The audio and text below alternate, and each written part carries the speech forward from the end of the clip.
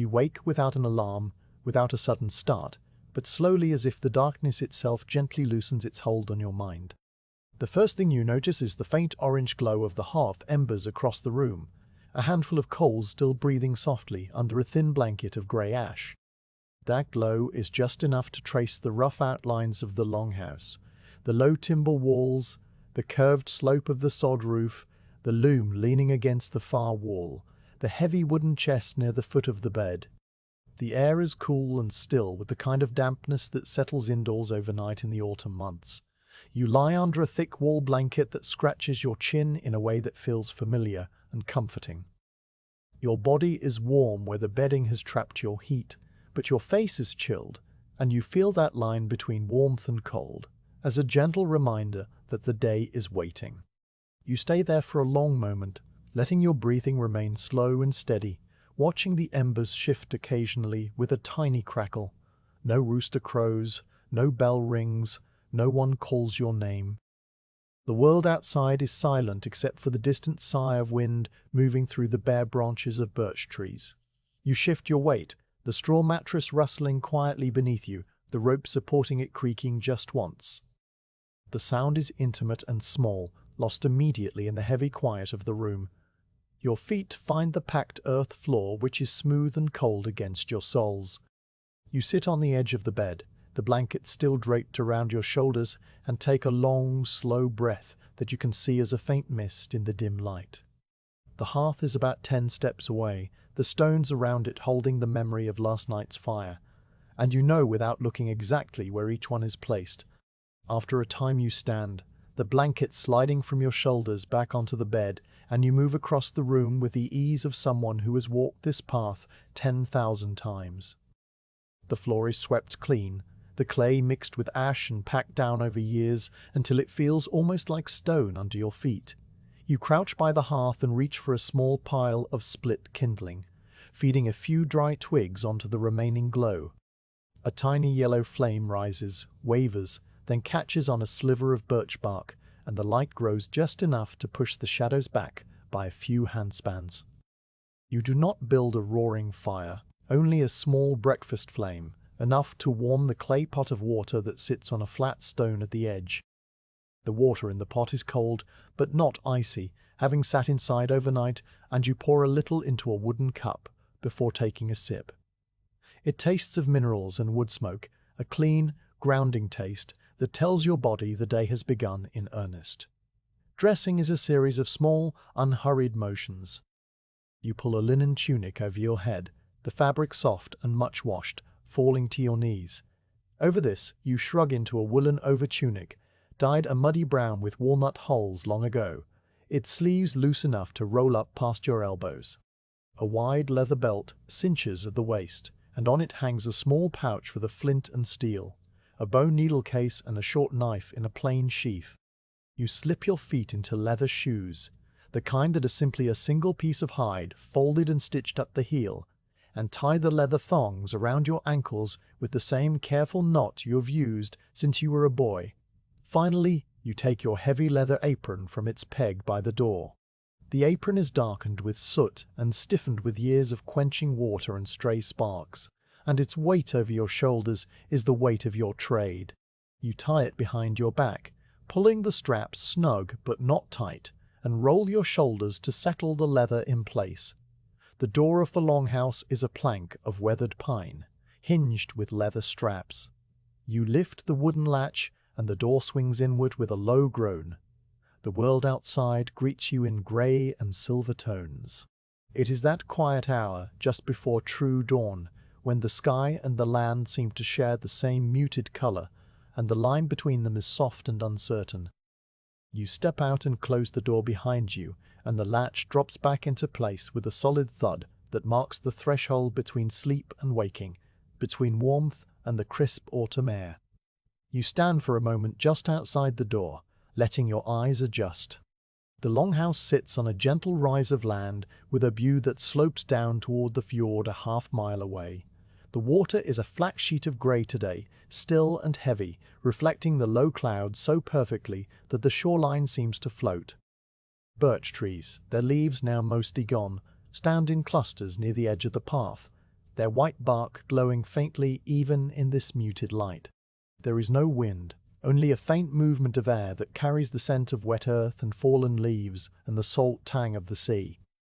A thin mist hangs in the hollows between the low hills, pooling like milk in the dips of the land, and it will not burn off until the sun climbs higher, though the sun itself is hidden behind a thick overcast that promises no rain but offers no light either. This is the weather of the in-between season, when autumn has finished its display and winter is gathering its strength out over the northern sea. You begin to walk the path to the forge. The path is not a road, but a single track worn into the grass by your own footsteps day after day, season after season. It curves gently around a low mound of earth covered in brown ferns, then drops down a slight incline toward a stand of alder trees.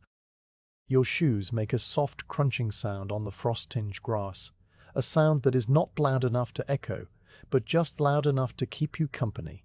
Each step is a small, deliberate thing. You are in no hurry, and the morning asks no hurry of you.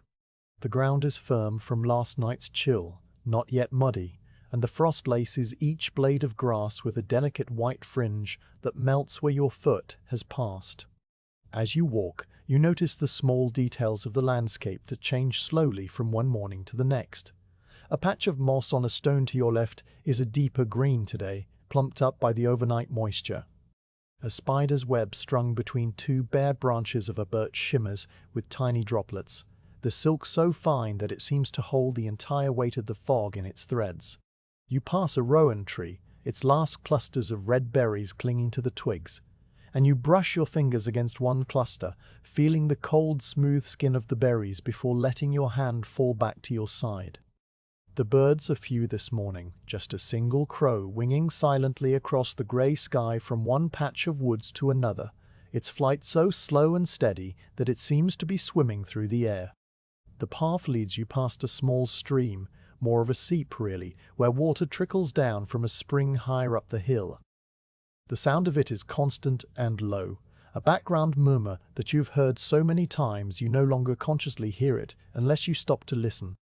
Today you do stop, because the morning has no demands and you stand by the stream and watch the water slide over a bed of flat grey stones.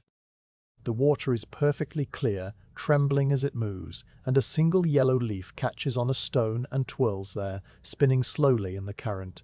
You kneel down, cupping one hand to dip into the water, and the cold shocks your skin pleasantly, a sharp reminder of the world's simple presence. You drink a little from your palm, then wipe your hand on your apron and stand again, feeling the cold travel down your throat and settle in your chest. Resuming the walk, you now come to the part of the path that enters a small grove of trees. The alders and birches close in overhead, their bare branches interlacing like the ribs of an overturned boat. The ground here is softer, padded with a thick layer of fallen leaves that have lost their color and become a uniform brown. The leaves muffle your footsteps, turning the crunch into a soft, shuffling hush, and the world grows quieter still. The mist is thicker under the trees, hanging at the level of your shoulders so that you walk as if wading through a shallow sea. Your breath rises in plumes, and you feel the cool moisture settling on your beard and on the loose strands of hair around your ears. There is a smell here, a deep, earthy smell of rotting leaves and fungus and clean damp bark, and it fills your lungs like a slow medicine. At the far end of the grove, the trees open again, and you see the forge. It is a low building, perhaps 15 paces long and 10 wide, constructed of stone and turf. The walls are made of fieldstone fitted together without mortar, chinked with dried moss and clay, and the roof is a thick layer of sod that has grown over with the same grass and weeds that cover the hillside. From a distance, the forge almost disappears into the landscape, as if it had been there so long that the earth had begun to reclaim it.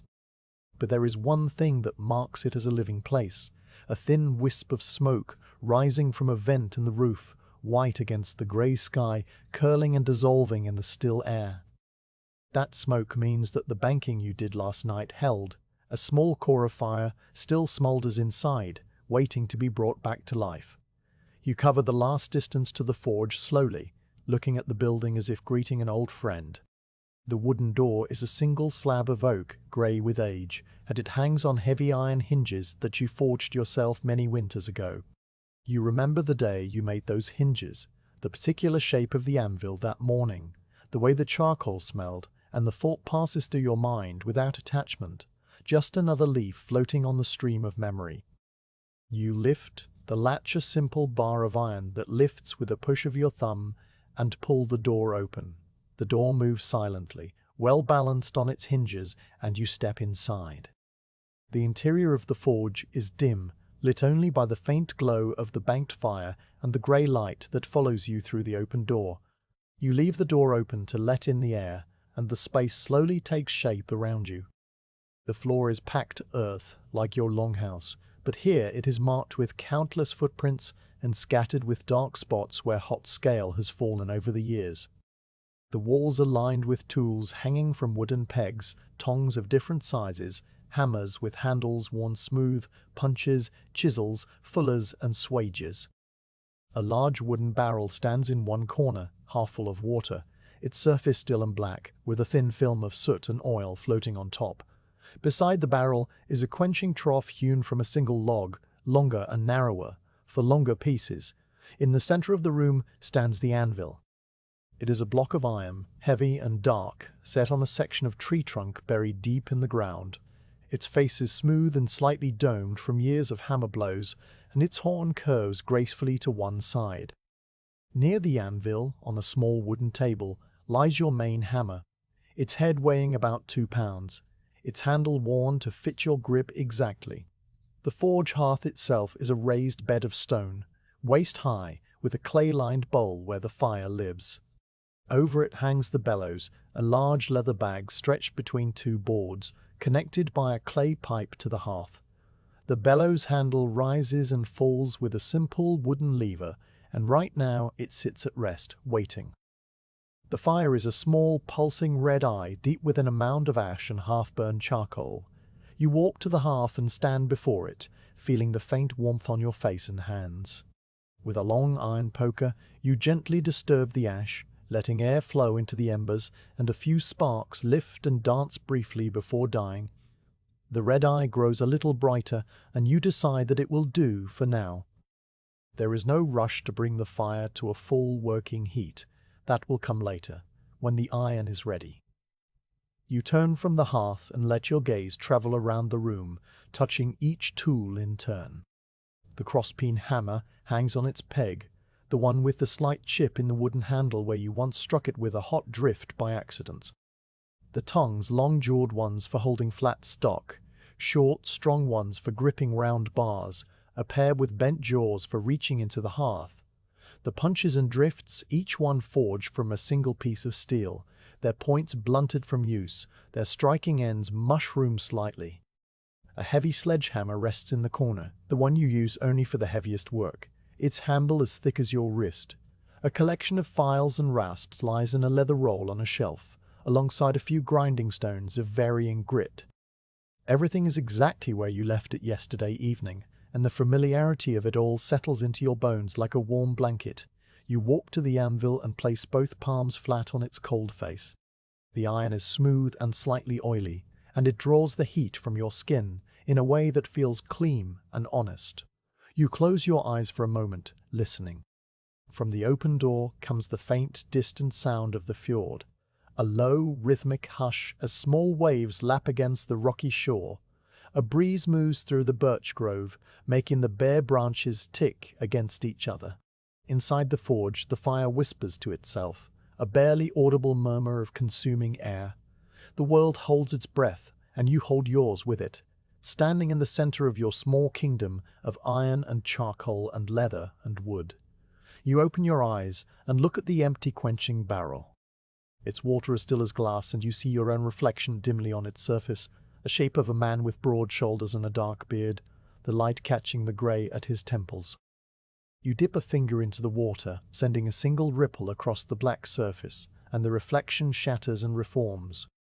The water is cold as the stream, and you know it will feel good when the hot iron slides into it with a hiss, but that moment is hours away yet. Now you stand in the quiet of the forge with the day stretching before you, unmarked and unhurried. Outside, the mist is beginning to lift in the fields beyond the trees, the grey sky turning a shade lighter as the sun climbs unseen behind the clouds. The air flowing through the open door is still cool but no longer biting, and you breathe it in fully, letting it fill the bottom of your lungs.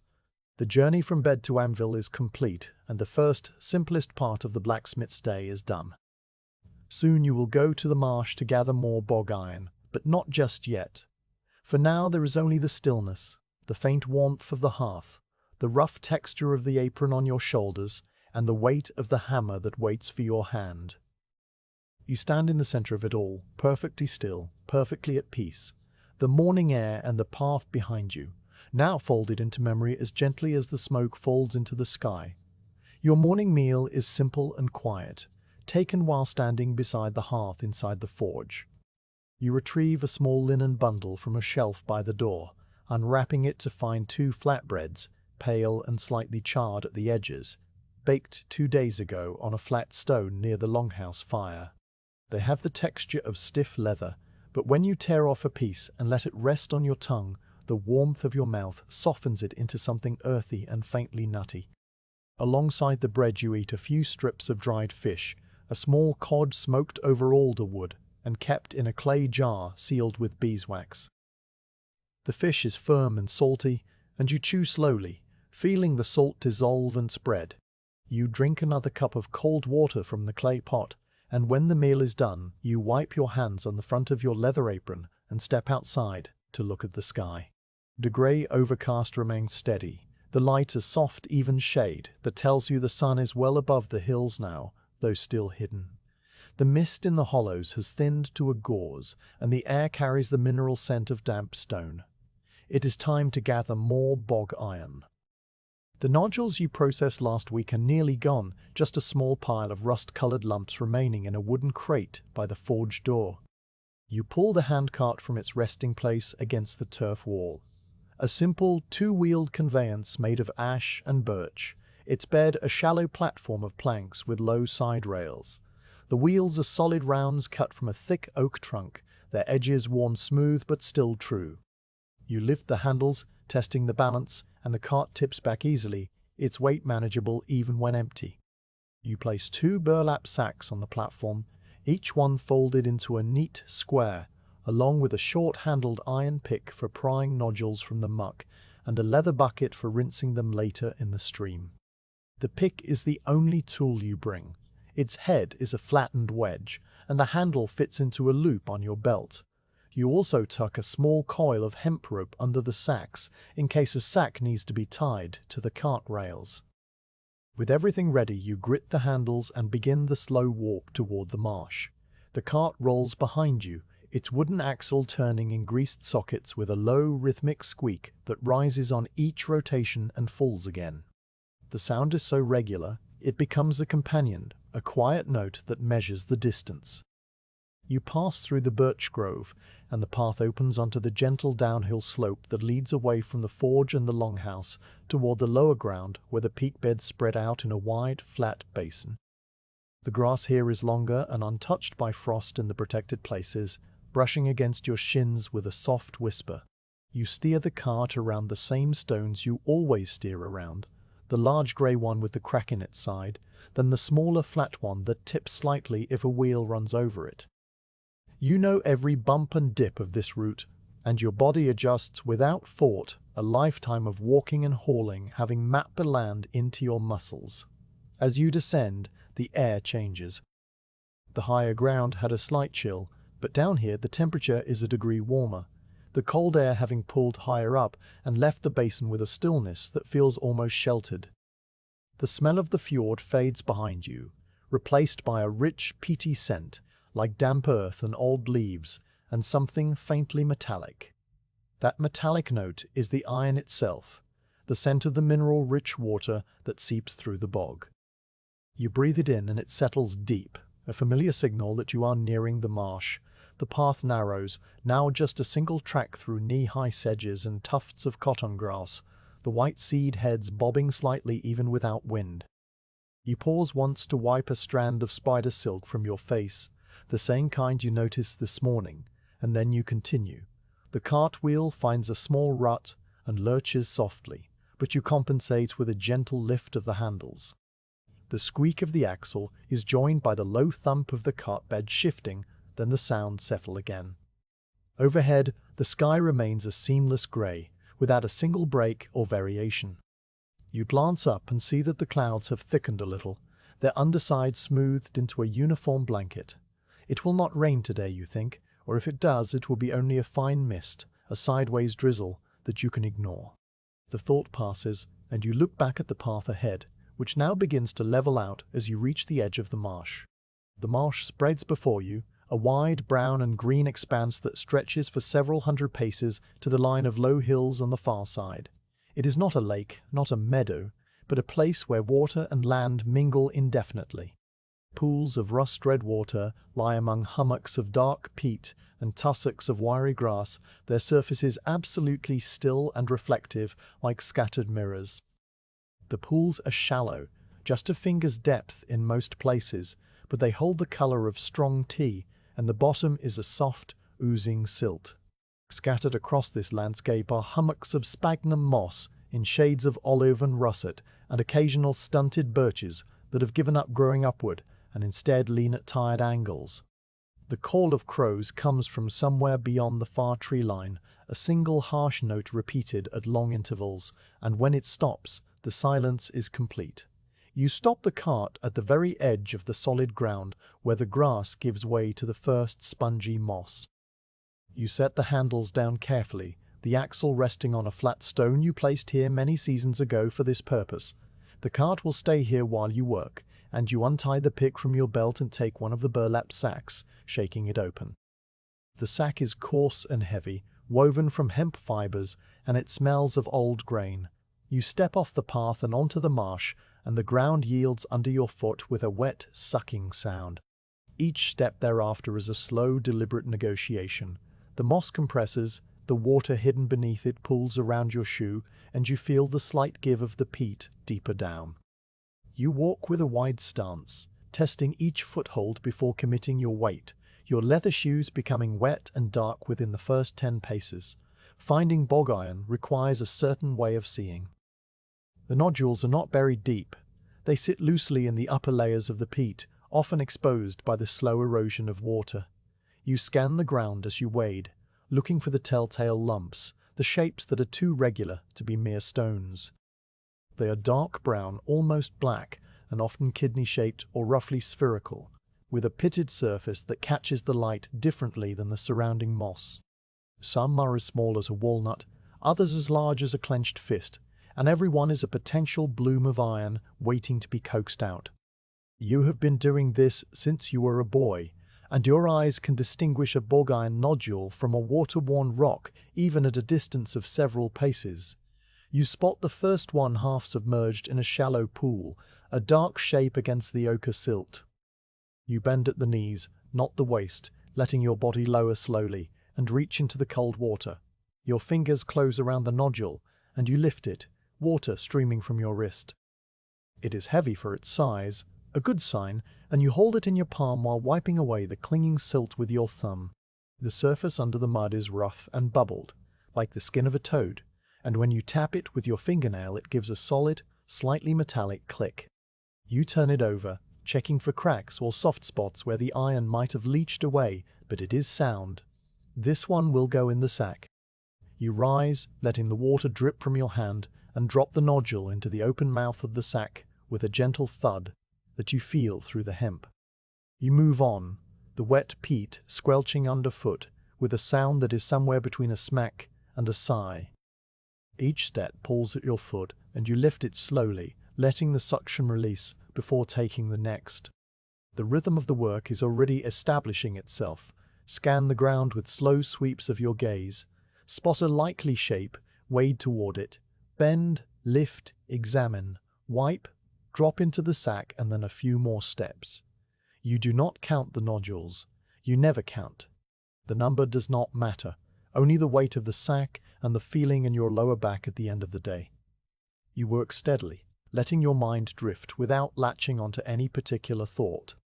The grey light remains constant, The crows call every so often, and the marsh accepts your presence without comment. Now you come to a patch where the nodules are clustered, perhaps where a small spring once welled up and concentrated the minerals. There are half a dozen good pieces visible just within arm's reach, and you lower yourself to one knee in the wet moss to gather them more easily. The moss gives under your weight, water seeping around your knee and wetting the wool of your overtunic, but you pay it no mind. One by one you work through the cluster. You pry one nodule free from where it is half embedded in a root mass, using the pick to gently lever it out. The root resists for a moment, then lets go with a soft tearing sound, and you brush the clinging fibers from the iron. The nodule is large, heavy, and perfectly formed. You hold it a moment longer, feeling its density, before placing it with the others. Another requires you to dig with your fingers into the soft silt of a pool, the water clouding with brown particles. Your hand disappears up to the wrist and you feel the cool, smooth shape of the iron against your fingertips. Then you pull it free and the silt settles slowly back to the bottom. You rinse this one in the pool, swishing it gently, and the dark surface emerges clean. The sack grows heavier. You adjust it at your side, shifting the burden so the weight settles against your hip, and continue.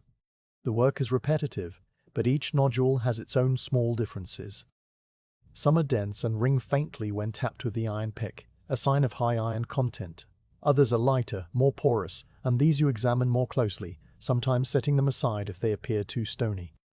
You find one that has the unmistakable granular texture of good quality bog iron, but a large flaw runs through it, a seam of quartzite that would never forge cleanly. You hold it, turn it, consider it, and then drop it back into a pool where it settles with a soft plop and the silt swallows it again. The marsh keeps what the marsh keeps. Your hands are now coated in a slick layer of dark mud, the water having penetrated every crease and line. You wipe them on the front of your apron from time to time, but the apron itself is already damp and stained, so it makes little difference. The cold of the water has numbed your fingertips slightly, but the work keeps the blood moving, and you flex your fingers now and then to maintain the feeling. You straighten up and stretch your back, rolling your shoulders slowly, looking out across the marsh. The light has shifted almost imperceptibly, the grey taking on the faintest hint of a warmer tone, which means the sun is passing its midpoint behind the clouds. You have been at this for a few hours, and the sack is about 3/4 full. Another sack will bring the load to what the cart can comfortably carry back up the hill. You wade back to the cart to retrieve the second sack. The solid ground feels strangely unyielding under your feet after the softness of the marsh, and you pause to let your legs readjust. The cart sits where you left it, the wheel resting on its stone. You swap the first full sack for the empty one, tying the neck of the full sack with a length of twine and setting it carefully in the cart bed so it will not roll. Then you drink from the clay bottle you brought, a small vessel slung from the cart's rail, and the water is cool and tastes faintly of mint from the leaves you steep in it. You eat the last piece of flatbread, chewing methodically, looking out over the marsh as if saying a brief farewell before the second half of the work. The crows have fallen silent, and now the only sound is a distant, gentle wind moving through the higher ground behind you, a sound like a long exhale. You return to the marsh, this time angling toward a section further out where you have not collected in many months. The water pools are deeper here, some reaching nearly to your calves, but the ground beneath them is more solid, a thick mass of peat that barely shifts. You wade slowly, the water parting before you with a soft, heavy ripple. The second sack opens easily, and you begin the same process again. The first nodule of this round is perched on a tuft of grass, as if placed there deliberately, and you pick it up with a small sense of satisfaction. The second is half hidden under a floating mat of algae, and you have to clear the green film away with a sweep of your hand, the algae cool and gelatinous against your skin. The water here has a stronger metallic scent, a clean, sharp smell like wet iron nails, and you breathe it in deeply. The rhythm continues. You move from pool to pool, hummock to hummock, bending and rising, wiping and dropping. The sack slowly fills, its weight pulling the strap against your shoulder. At one point you pause for a long while, simply standing in the middle of the marsh, letting the stillness gather around you. The reflection of the grey sky in the pools is perfect, unbroken by any ripple, and you see your own silhouette standing among the sedges, a dark shape on the water. You are part of the landscape now, as much as the Berkshires or the stones, and the thought drifts across your mind without anchor, a leaf on a current. Then you breathe out, and the vapor of your breath disturbs the reflection, and you turn back to the work. By the time the second sack is full, the light has begun its slow fade toward the earlier darkness of the autumn afternoon. The grey is deepening, no longer a flat, even tone, but a layered grey, with shadows beginning to gather under the distant trees. You know it is time to return. You lift the full sack with both hands, its weight a solid, familiar strain in your arms and across your back, and you wade slowly back to the cart. Each step is a deliberate choice. The light is lower now and the pools are harder to read, but your feet remember the way. You reach the solid ground and set the second sack beside the first, then tie both securely to the cart rails with the hemp rope, making sure they cannot shift during the uphill journey. You stand for a moment, letting your breathing settle, feeling the cool air dry the sweat on your forehead. The marsh lies behind you, still and empty, its secrets given up for today. You lift the cart handles, the added weight of the full sacks changing the balance so that you must lean forward slightly, your weight pulling against the load. The wheels creak as you start them, turning, the familiar squeak, now accompanied by a lower, groaning note from the axle under strain. You begin the slow trudge up the path, the way back retracing the way you came, the same stones and the same bends, but now the cart is heavy with raw iron, and the return journey is a time of steady, patient effort. The uphill slope works your legs in a different rhythm, each step a conscious push against the weight. Your breathing deepens, but remains even, and you fall into a pace that you can maintain without tiring. The cart wheels roll over the same bumps, the same ruts, and the load shifts slightly with each one, but the ropes hold. The sedges and cotton grass brush against the wheels, and the sky above is now a deep, uniform grey, the clouds having lowered and thickened. A single drop of moisture touches your cheek, not rain, but the first hint of the fine mist that comes before nightfall. You wipe it away and keep walking, the forge still out of sight beyond the grove, but growing closer with each step. As you crest the hill and enter the birch grove, the path finally flattens, and the cart rolls more easily. The scent of the forge smoke reaches you, a faint, charred odor on the damp air. You are nearly home. The last 100 paces pass in the quiet way. All last 100 paces pass, each one a release, until finally the turf roof of the forge comes into view, and you steer the cart to its resting spot against the wall. You lower the handles, the weight settling, and the sound of the axle stops. You unload the 2 sacks, carrying them inside and setting them beside the crate of remaining nodules. Then you cover the cart with a waxed cloth and stand in the doorway of the forge, looking back at the path, now darkening in the fading light, the marsh invisible, but for the memory of its rust-red pools and the weight of the iron in your hands. The next morning arrives with the same grey light and the same deep quiet, though the mist has thinned to a high haze and the air feels a fraction colder. You rise, eat a small bowl of barley porridge left to warm overnight at the edge of the hearth, and pull on your apron while the world outside remains hushed. Today you will not travel to the marsh. Today you will turn your attention to fuel. Without good charcoal, the forge fire cannot reach the fierce, clean heat required to smelt bog iron or weld steel, and your supply from the previous burn is running low.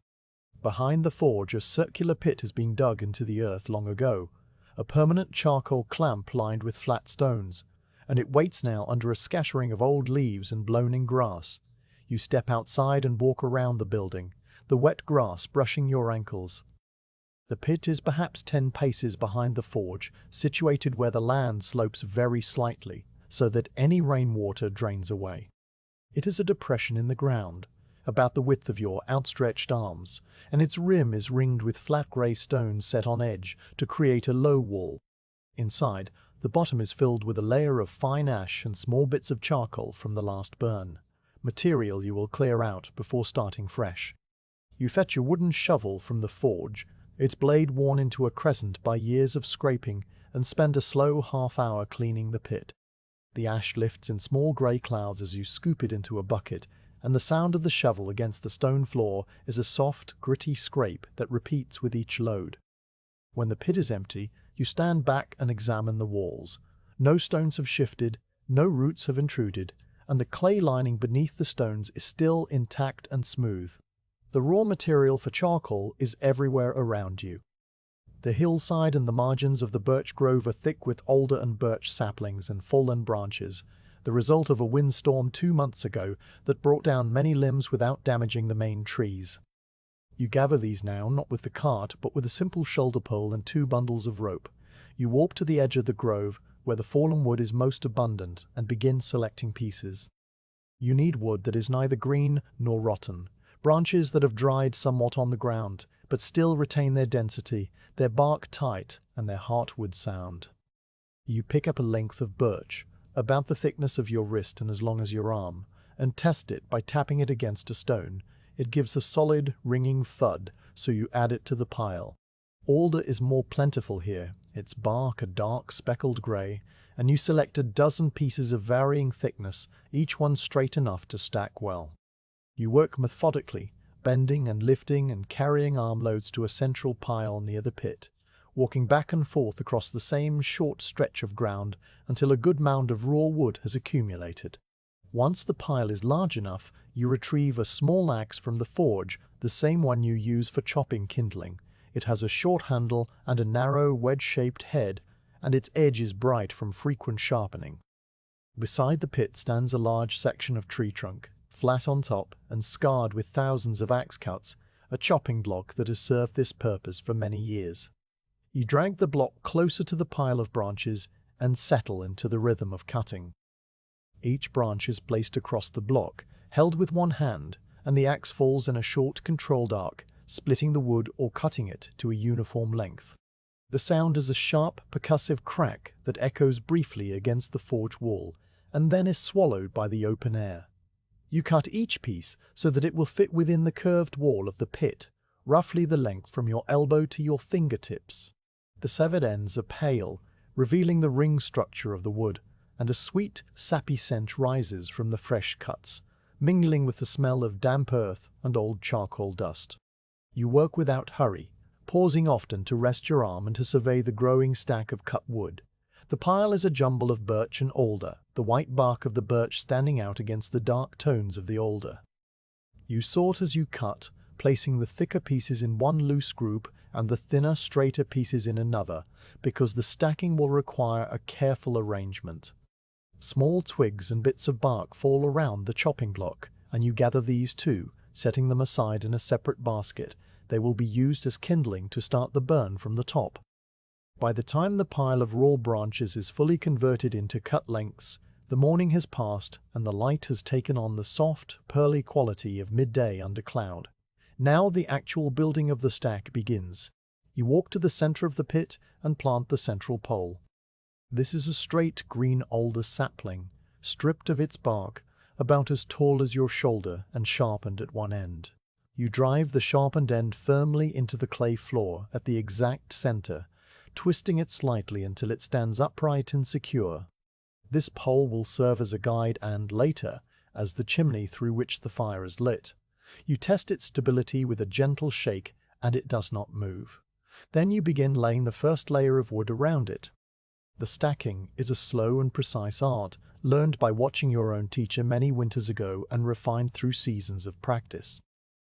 You start with the thickest pieces, placing them on end so they lean slightly inward against the central pole, forming a ring like the ribs of an overturned boat.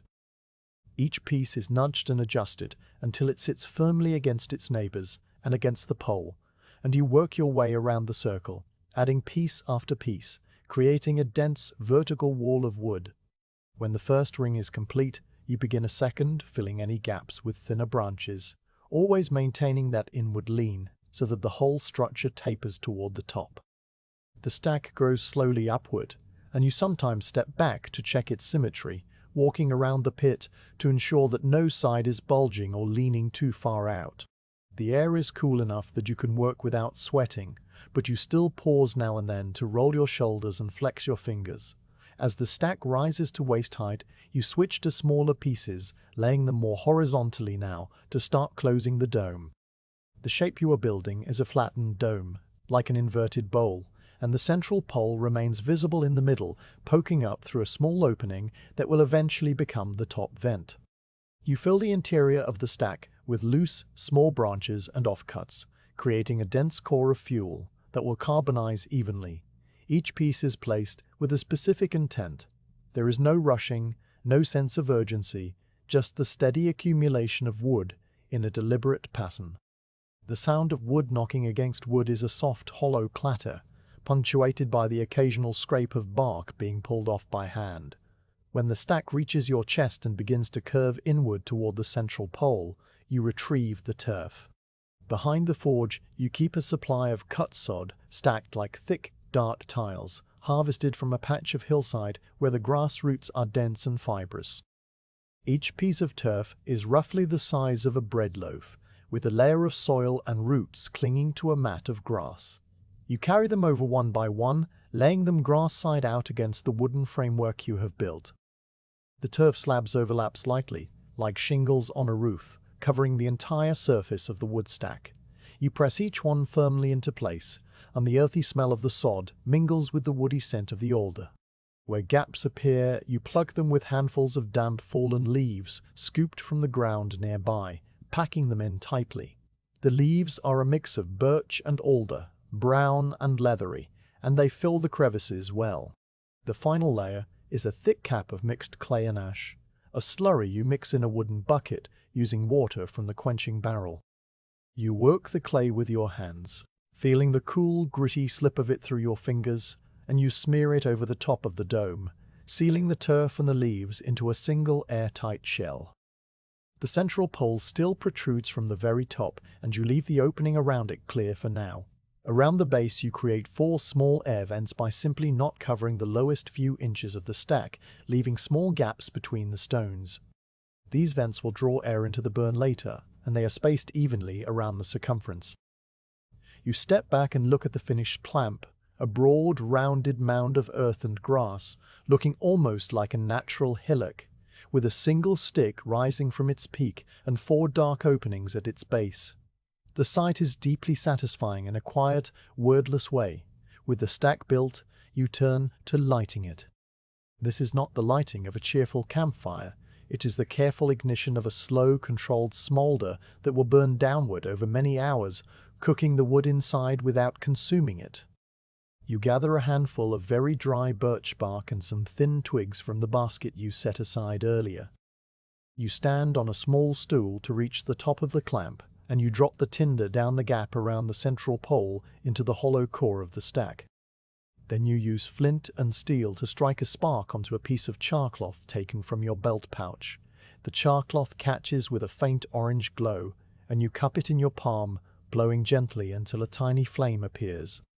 You touch this flame to the tinder down the hole, and it catches quickly, the birch bark curling and blackening as the fire takes hold. The flames are small and busy, a soft crackling coming from deep inside the mound, and soon a thin column of white smoke begins to rise from the top opening. The smoke is almost luminous against the grey sky, twisting as it climbs, and it carries the clean, sharp scent of burning birch. You climb down from the stool and wait. For the first quarter hour, you watch the smoke carefully. It needs to be thin and white, a sign that the wood is heating and releasing moisture rather than burning outright. If the smoke turns thick and dark, it means too much air is reaching the fire, and you will need to close the vents slightly. You have a handful of small clay plugs ready for this purpose, each one shaped to fit into the base vents. For now, the smoke stays pale and steady, so you leave the vents open and simply observe. The stack settles slightly as the interior kindling burns away, and the turf shifts with a soft, almost imperceptible rustle. You place your palm flat against the side of the mound. It is still cool to the touch, and it will remain cool for many hours, a sign that the insulation is doing its work. The burn will take the rest of the day and through the night. You cannot leave it entirely unattended, but you do not need to stare at it constantly either.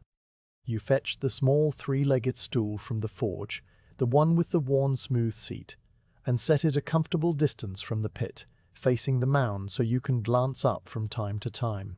Then you retrieve your leather work gloves from the shelf inside, the pair with a torn seam along the left thumb. You also collect a bone needle, a length of twisted sinew thread, and a small lump of beeswax. Sitting on the stool, you stretch the glove across your knee and begin the slow, meditative process of mending it. The needle is slender and polished from use, its point sharp enough to pierce the tough leather. You thread the sinew through the eye, the thread stiff and pale, and you draw it through the existing stitch holes, one by one, pulling each stitch snug, but not too tight. The rhythm of the sewing is as steady as the rhythm of stacking wood. Push the needle through, pull the thread, shift the leather, repeat. The torn edges come together neatly under your fingers, and you pause occasionally to run the lump of beeswax along the sinew, coating it so it slides through the leather more easily. The beeswax is warm from your hand and smells of honey and smoke. While you sew, you listen to the charcoal clamp.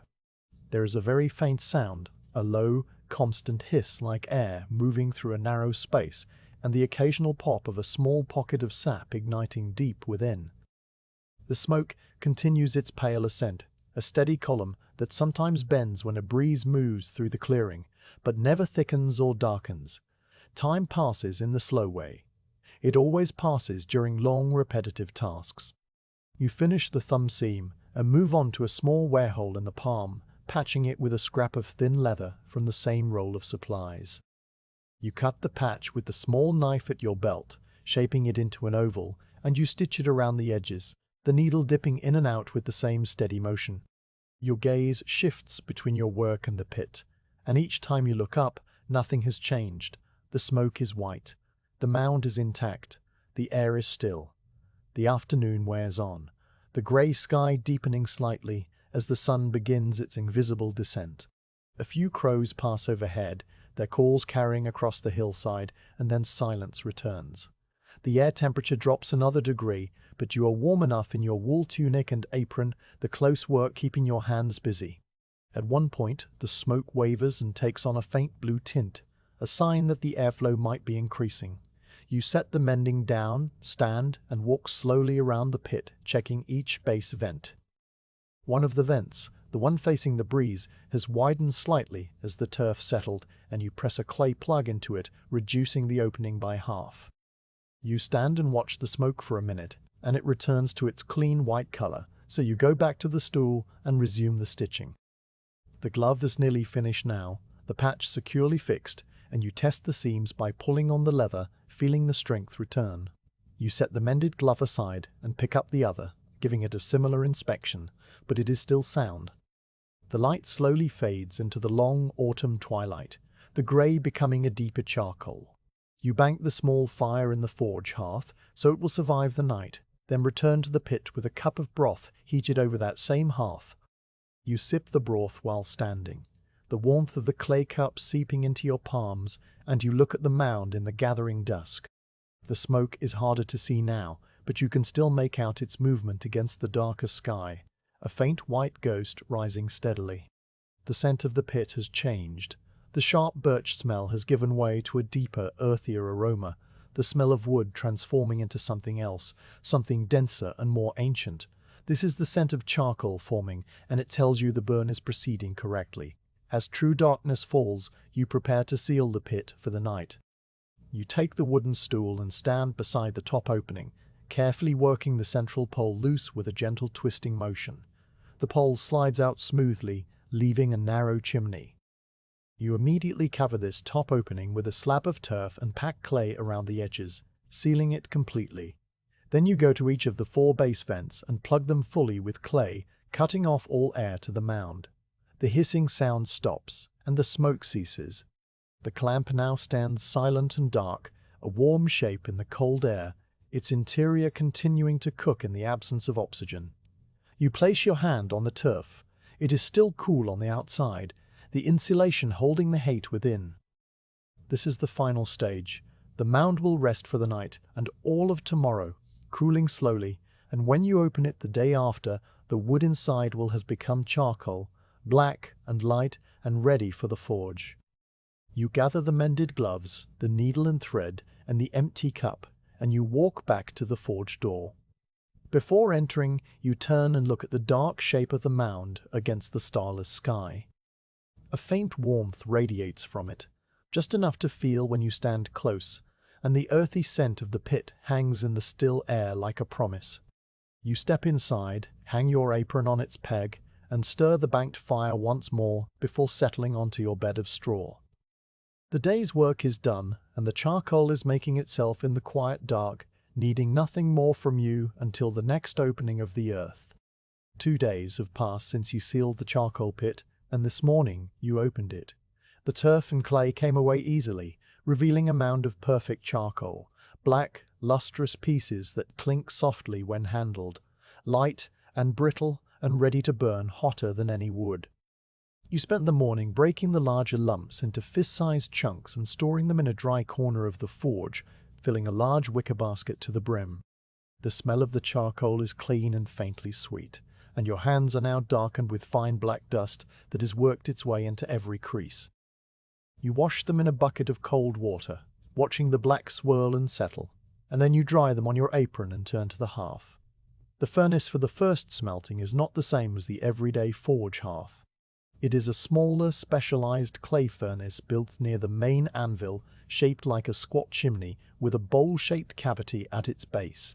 You constructed it at the start of the season, layering clay mixed with chopped straw over a form of willow withes, and it has since dried to a hard grey shell. A clay nozzle from the bellows fits into a hole near the bottom, and a shallow depression in the floor in front of the furnace holds the slag that will run off. You run your hand over the furnace's interior, checking for cracks, and find none. It is ready. You begin by laying a bed of dry kindling in the bottom of the furnace bowl. The kindling is a mix of shredded birch bark, thin splinters of pine, and a few handfuls of the small charcoal crumbs that fell through the basket during sorting. You arrange it loosely, leaving air spaces for the flame to breathe. On top of this bed you place a layer of the fresh charcoal chunks, selecting pieces about the size of a hen's egg, and you build a small, careful dome of fuel. The bog iron nodules you gathered from the marsh sit in a pile beside you. You have selected a dozen of the best pieces, each one examined again for soundness, and you have crushed them into smaller fragments using a stone hammer on the anvil's edge. The fragments are irregular and dark, looking like bits of rusty stone, and they glint faintly in the light from the open door. You place a layer of these crushed nodules on top of the charcoal dome, spreading them evenly, then cover them with another layer of charcoal, and then more iron, alternating until the furnace bowl is full. The topmost layer is charcoal, and the whole stack rises slightly above the rim of the bowl. The bellows hang from a wooden frame above the hearth. You check the leather bag for cracks or loose stitching, squeezing it gently to feel the air move. It is sound and supple from regular oiling. The 2 wooden boards that form the top and bottom of the bellows are joined by a hinge at one end, and a long ash handle extends from the upper board. You grasp the handle and give it a slow, experimental lift, then push it down. The bellows exhale a deep, hollow breath through the clay pipe, and a puff of old ash dust rises from the nozzle inside the furnace. The sound is a low hoof, followed by a softer inhale as the leather bag refills to a valve on the top board, a simple flap of greased leather that opens and closes with a faint slap. You work the handle a few more times, finding the rhythm, and then you set it back to rest. Everything is in order. Now you light the fire. You take your flint and steel and strike a spark onto a fresh piece of charcloth cupped in a bed of dry grass. The spark catches and blows, and you blow on it softly, your breath making the glow pulse and spread until a tiny flame appears. You touch this flame to the kindling at the base of the furnace, feeding it into one of the air gaps. The birch bark catches first, curling and blackening with a crackle, and then the pine splinters ignite in a series of small, bright flares. The fire works its way upward through the kindling bed, and you watch the smoke begin to rise through the stack, grey and thin at first, then thicker as the charcoal starts to catch. You lower the bellows handle slowly, once, twice, just enough to send a gentle current of air through the fire. The charcoal responds with a soft orange glow deep within the stack, and the smoke thins to a clean, pale column that rises to the vent in the roof. The first stage of the smelt is a waiting game. The fire must establish itself fully before you can apply the full force of the bellows, and so you sit on your stool and watch. The furnace breathes on its own for a while, drawing air through the natural draft of its chimney, and the glow inside grows steadily brighter. You can hear the small sounds of the burning, the occasional pop of a trapped gas pocket in a piece of charcoal, the whisper of collapsing ash, the faint hiss of moisture cooking out of the iron nodules. The smell is a mix of hot clay and burning charcoal, and the metallic tang of heated ore. Outside, the day is still and grey, the kind of afternoon that seems to hold its breath along with you. No birds call, no wind stirs, just the quiet presence of the hills and the distant fjord. After perhaps a quarter of an hour, the fire is ready for more air. You rise and take the bellows handle in both hands, one palm on the end of the ash pole and the other lower down for leverage. You lift the handle, feeling the weight of the upper board and the slight resistance of the leather bag as it opens and fills with air. Then you push down, a slow, steady motion, and the bellows exhale into the furnace with a deep, resonant hoof. You pause at the bottom of the stroke, then lift again, and the valve on top slaps shut with a soft, wet sound. This is the rhythm that will define the next several hours. Lift, pause, push, pause. Lift, pause, push, pause. Lift, pause, push. The sound enters your body like a heartbeat, and your breathing soon matches it. Slow inhale on the lift, slow exhale on the push. The world narrows to the handle in your hands, the glow in the furnace, and the steady, even sound of air feeding the fire. With each stroke, the fire brightens. The orange glow deepens to a richer, more intense hue, and the charcoal at the heart of the stack begins to emit a white, almost blinding light when you look at it directly. You watch the color carefully, gauging the temperature by the shade of the glow. A dull cherry red is not enough. A bright yellow is the goal, and a sparkling white would be too hot, risking damage to the furnace lining. The bellows let you control this with precision. A faster stroke brings more air and higher heat. A slower stroke lets the fire settle. You settle into a pace that is neither fast nor slow, a rhythm you could maintain for hours without tiring, your arms moving from the shoulders while your feet stay planted on the packed earth. Your leather apron hangs heavy and still, the front of it warmed by the radiant heat. Inside the furnace, the first changes begin. The bog iron nodules nestled among the charcoal start to glow as they absorb the heat. At first they simply darken, then they take on a dull red color that spreads from the outside inward. The high-carbon atmosphere created by the burning charcoal begins to pull the oxygen away from the iron oxide, a slow chemical transformation that you do not see directly but understand through long experience. The impurities in the ore, the silica and the other minerals do not behave the same way. They soften and begin to flow, turning into a viscous, glassy liquid that seeps down through the stack. This is the slag, and its appearance is the first sign that the smelt is progressing. You notice the slag first as a dark, glossy trickle emerging from a small hole near the base of the furnace, a tap hole you have left open for this purpose. The slag moves slowly, like cold honey, and it glows with a dull orange light of its own. It drips down onto the shallow depression in the floor, where it spreads into a flat, dark pool and begins to cool into a glassy, brittle mass. The sight of it is reassuring. It means the temperature is high enough and the chemistry is working. You keep the bellows moving, maintaining the same rhythm, and the slag continues to flow in intermittent pulses, each surge of air pushing a little more out. The smell of the slag is sharp and slightly sulphurous, a clean, hot stone scent that mixes with the charcoal smoke. Your arms begin to feel the work, not as pain, but as a gentle awareness of the muscles in your shoulders and upper back. You shift your stance slightly, moving your weight from one foot to the other, and continue. The handle of the bellows is smooth under your palms, polished by years of use, and it is slightly warm now from the radiant heat of the furnace.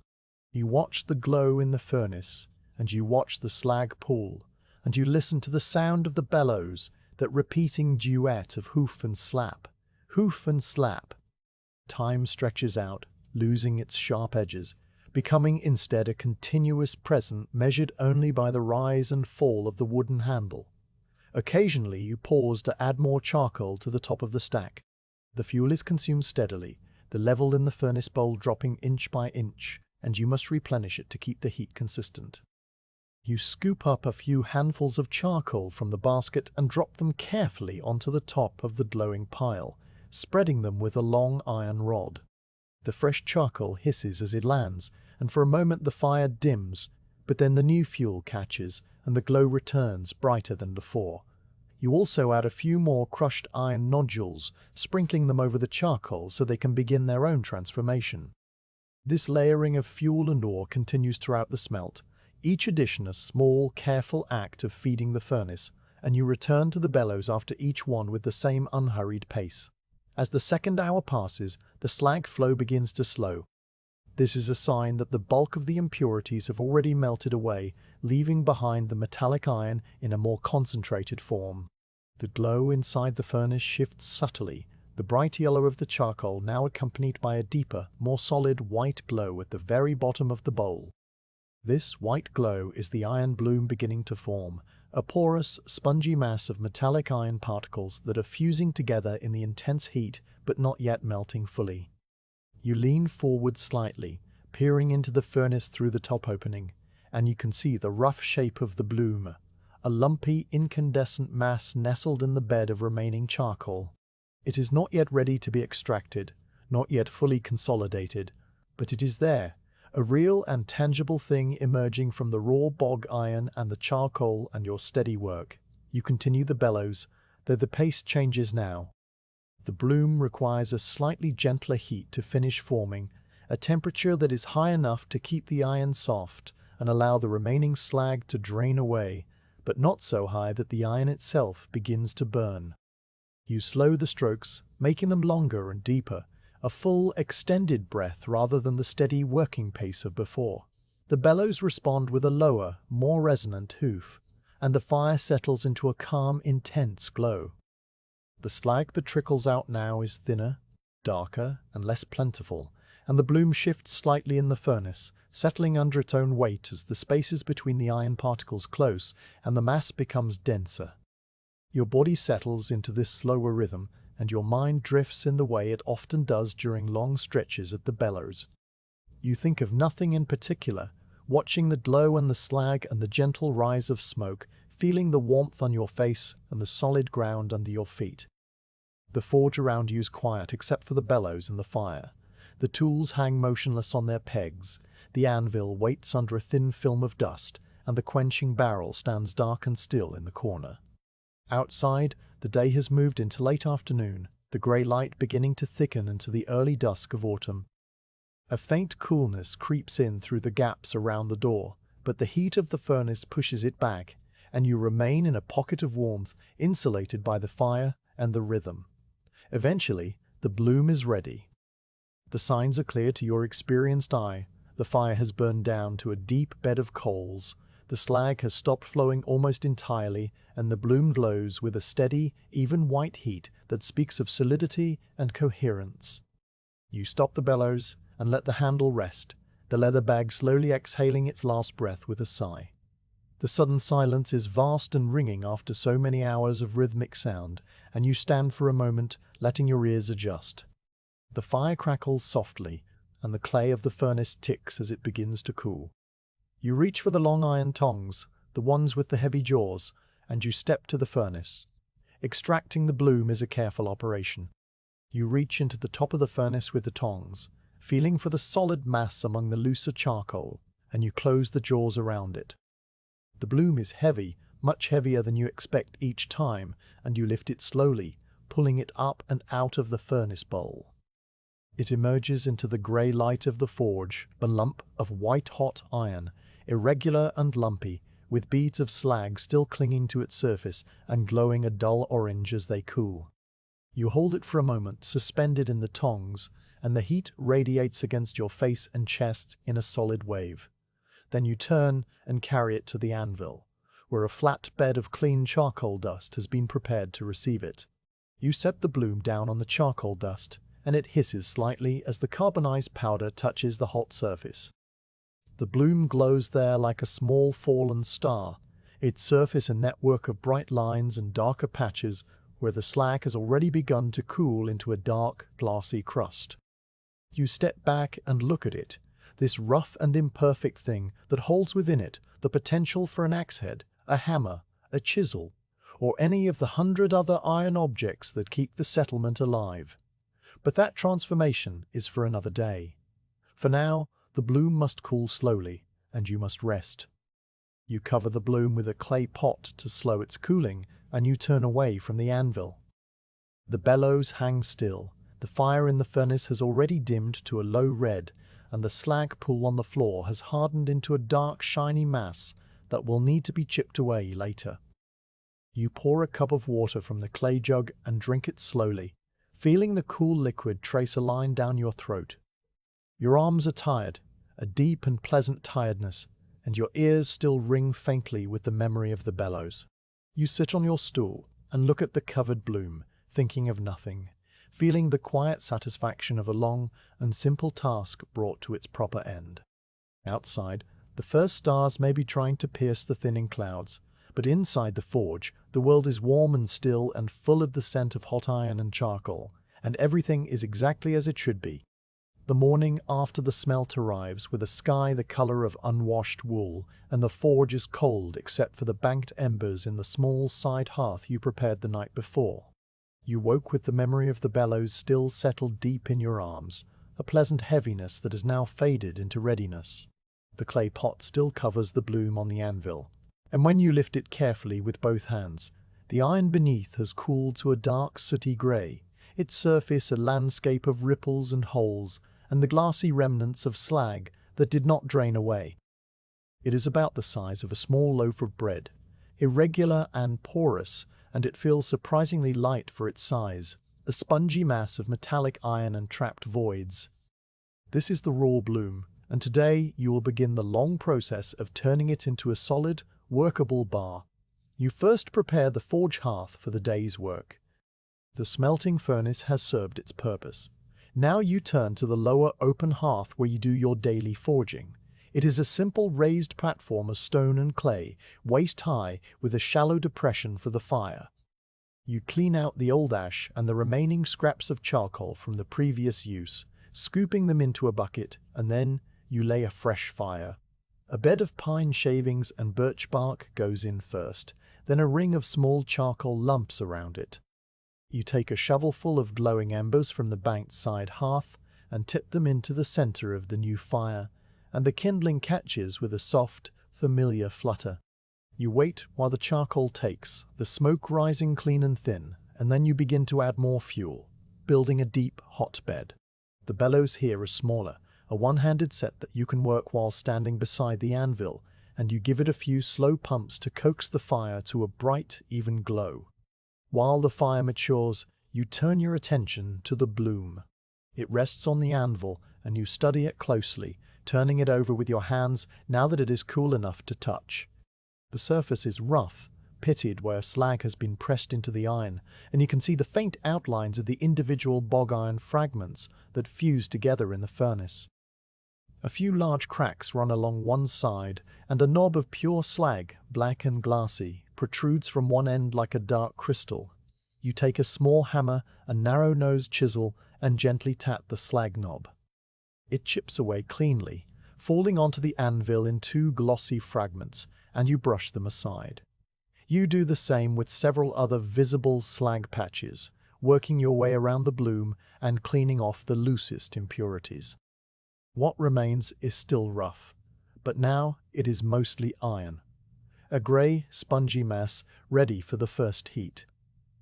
You lay the bloom on the edge of the hearth, not yet in the fire, but close enough to begin warming.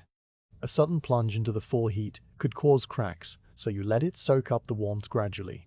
While it heats, you select your hammer for this stage. It is not the everyday 2-pound hammer you use for finished work. It is a heavier, stone-headed maul with a short, thick handle, a tool specifically for compacting blooms. The stone head is a hard, fine-grained granite, smooth on its face, and it weighs about 6 pounds, heavy enough to do the work but light enough to control. You check the binding that holds the head to the handle, a rawhide wrap that has dried and shrunk tight over the years, and it is solid. You set the maul on the anvil and wait. When the bloom has taken on a faint warmth, a soft heat, you can feel hovering your palm an inch above it. You pick it up with the long tongs and settle it into the heart of the fire. The charcoal glow deepens around it, and you give the bellows a few gentle strokes, not rushing the temperature. The bloom slowly changes color as it absorbs the heat, a dark, dull red at first, then a brighter cherry, then a deep orange that spreads from the outside in. You watch the color carefully, and when the thickest part of the bloom matches the glowing charcoal around it, a uniform, bright orange-yellow, you know it is ready. You pull it from the fire with the tongs, turning smoothly and taking the 2 steps to the anvil in one practiced motion, and you lay the incandescent lump on the flat anvil face. The first hammer strokes are always the lightest. You lift the stone maul and bring it down, not with force but with a guided, gentle tapping, landing the face of the stone flat against the bloom. The iron, soft as warm clay, deforms slightly under the blow, and a few sparks shoot out from the point of contact, small orange stars that arc briefly and die against the packed earth floor. The sound of the stone on hot iron is a low, solid thud, not a ring, but a dull, heavy note that vibrates up through your hand and into your arm. You lift the maul again and tap again, a slightly different spot, working your way across the surface of the bloom. Each tap sends a faint tremor through the iron, and you can feel the inner structure shifting, the microscopic voids collapsing, the iron particles moving closer together. A small bead of molten slag, squeezed out from a hidden pocket, wells up on the surface and cools instantly into a dark, glassy tear. You tap it away with the next stroke, and it flies off and skitters across the floor. You work the bloom in a slow, methodical rotation. After several strokes on one face, you flip it over with the tongs and tap the opposite side. Then you turn it on edge and tap along the narrow sides. The bloom begins to change shape almost imperceptibly, its lumpy irregularity smoothing out, its thickness reducing. The process is not about making it into any particular shape yet. It is only about compaction, about welding the loose particles together into a solid mass. You keep the hammer strokes light and even, never hitting hard enough to cause a deep crack, always feeling the feedback through the handle. The iron tells you when it is ready for the next step. As it cools, the color drops from bright orange through dull red to a dark, almost black red, and the metal becomes stiffer under the hammer. When you feel that increased resistance, you stop and return the bloom to the fire. The reheating is as careful as the first heating. You place the bloom back into the bed of glowing charcoal and work the bellows slowly, watching the color climb again. There is no hurry. You take a drink of water from the clay cup while you wait, the fire crackling softly. The bloom heats back to the same straw-yellow shade, and you pull it out and resume the tapping. This cycle repeats many times. Heat, tap, rotate, heat, tap, rotate, heat, tap, rotate. Each cycle the bloom becomes a little denser, a little more solid. The number of sparks decreases as the loose particles are hammered into each other, and the surface becomes more coherent. The sound of the hammer changes too, gradually shifting from a dull thud to a slightly brighter note, a sign that the iron is becoming more homogeneous. After perhaps the 6th or 7th cycle, the bloom has consolidated enough that you can begin to use the smaller hammer, the 2-pound iron hammer with the cross-peen face. You set the stone maul aside and take up this familiar tool, its handle fitting into your palm as naturally as a handshake. The iron hammer gives you more control, and you use it to refine the shape further. The bloom is now a rough rectangle, thicker at one end than the other, and it shows the first hints of a grain structure on the surface, fine lines that flow in the direction you have been hammering. You continue the cycle, heating and hammering, each series of blows squeezing out the last traces of trapped slag, which now appears as only an occasional tiny spark or a whisper of smoke rising from a hidden seam. You brush the scale from the anvil face frequently with a small bundle of birch twigs tied together with a leather strip, sweeping the dark flakes aside so they do not become hammered into the iron surface. The work is repetitive in the most soothing way. There is no need to think about what comes next. The iron tells you. Your arms lift and lower, your eyes read the color of the glow, your ears listen to the note of the hammer. Time passes in the rhythm of the cycle, and the forge remains quiet except for the bellows, the fire, and the steady, rhythmic tapping. Outside, the day may have brightened or clouded over. You do not notice. The world inside the forge is complete in itself, bounded by the hearth, the anvil, and the tools on their pegs. As the bloom becomes a billet, a more rectangular and manageable piece of iron, you begin to pay closer attention to its grain. The grain of wrought iron is important. It runs in lines through the metal, and a good blacksmith works with the grain rather than against it. You forge in the direction of the grain, elongating the billet and aligning the internal structure. The crosspeen hammer helps with this, its narrow face pushing the metal lengthwise with each stroke. You work along the length of the billet, first on one face, then on the edges, then flipping it over, always moving the metal in the direction you want it to flow. The billet grows longer and slightly narrower, and its surface becomes smoother. The deep pits and craters of the original bloom now just faint dimples under a thin layer of scale. Between heats, you take the time to care for the anvil and the tools. The anvil face must be kept clean and free of scale, so you brush it with the twig broom after each series of blows. You check the hammer face for any dings or cracks. Running your thumb over the surface, it is smooth and flat. The tongs are adjusted with a tap of the hammer on their rivet to keep the grip tight on the billet as its shape changes. These small acts of maintenance are woven into the rhythm of the work, occupying the brief pauses while the iron reheats, and they are as much a part of the blacksmith's craft as the hammering itself. Over the next several cycles, the billet reaches a state that is ready to become an axe head. It is now a solid, dense bar of wrought iron, perhaps the length of your forearm, with a rectangular cross-section about 2 fingers thick and 3 fingers wide. Its color when cold is a soft, silvery gray with a fine texture, and it has a satisfying weight and balance in your hand. You set it on the anvil and let it cool slowly while you clean up the work area.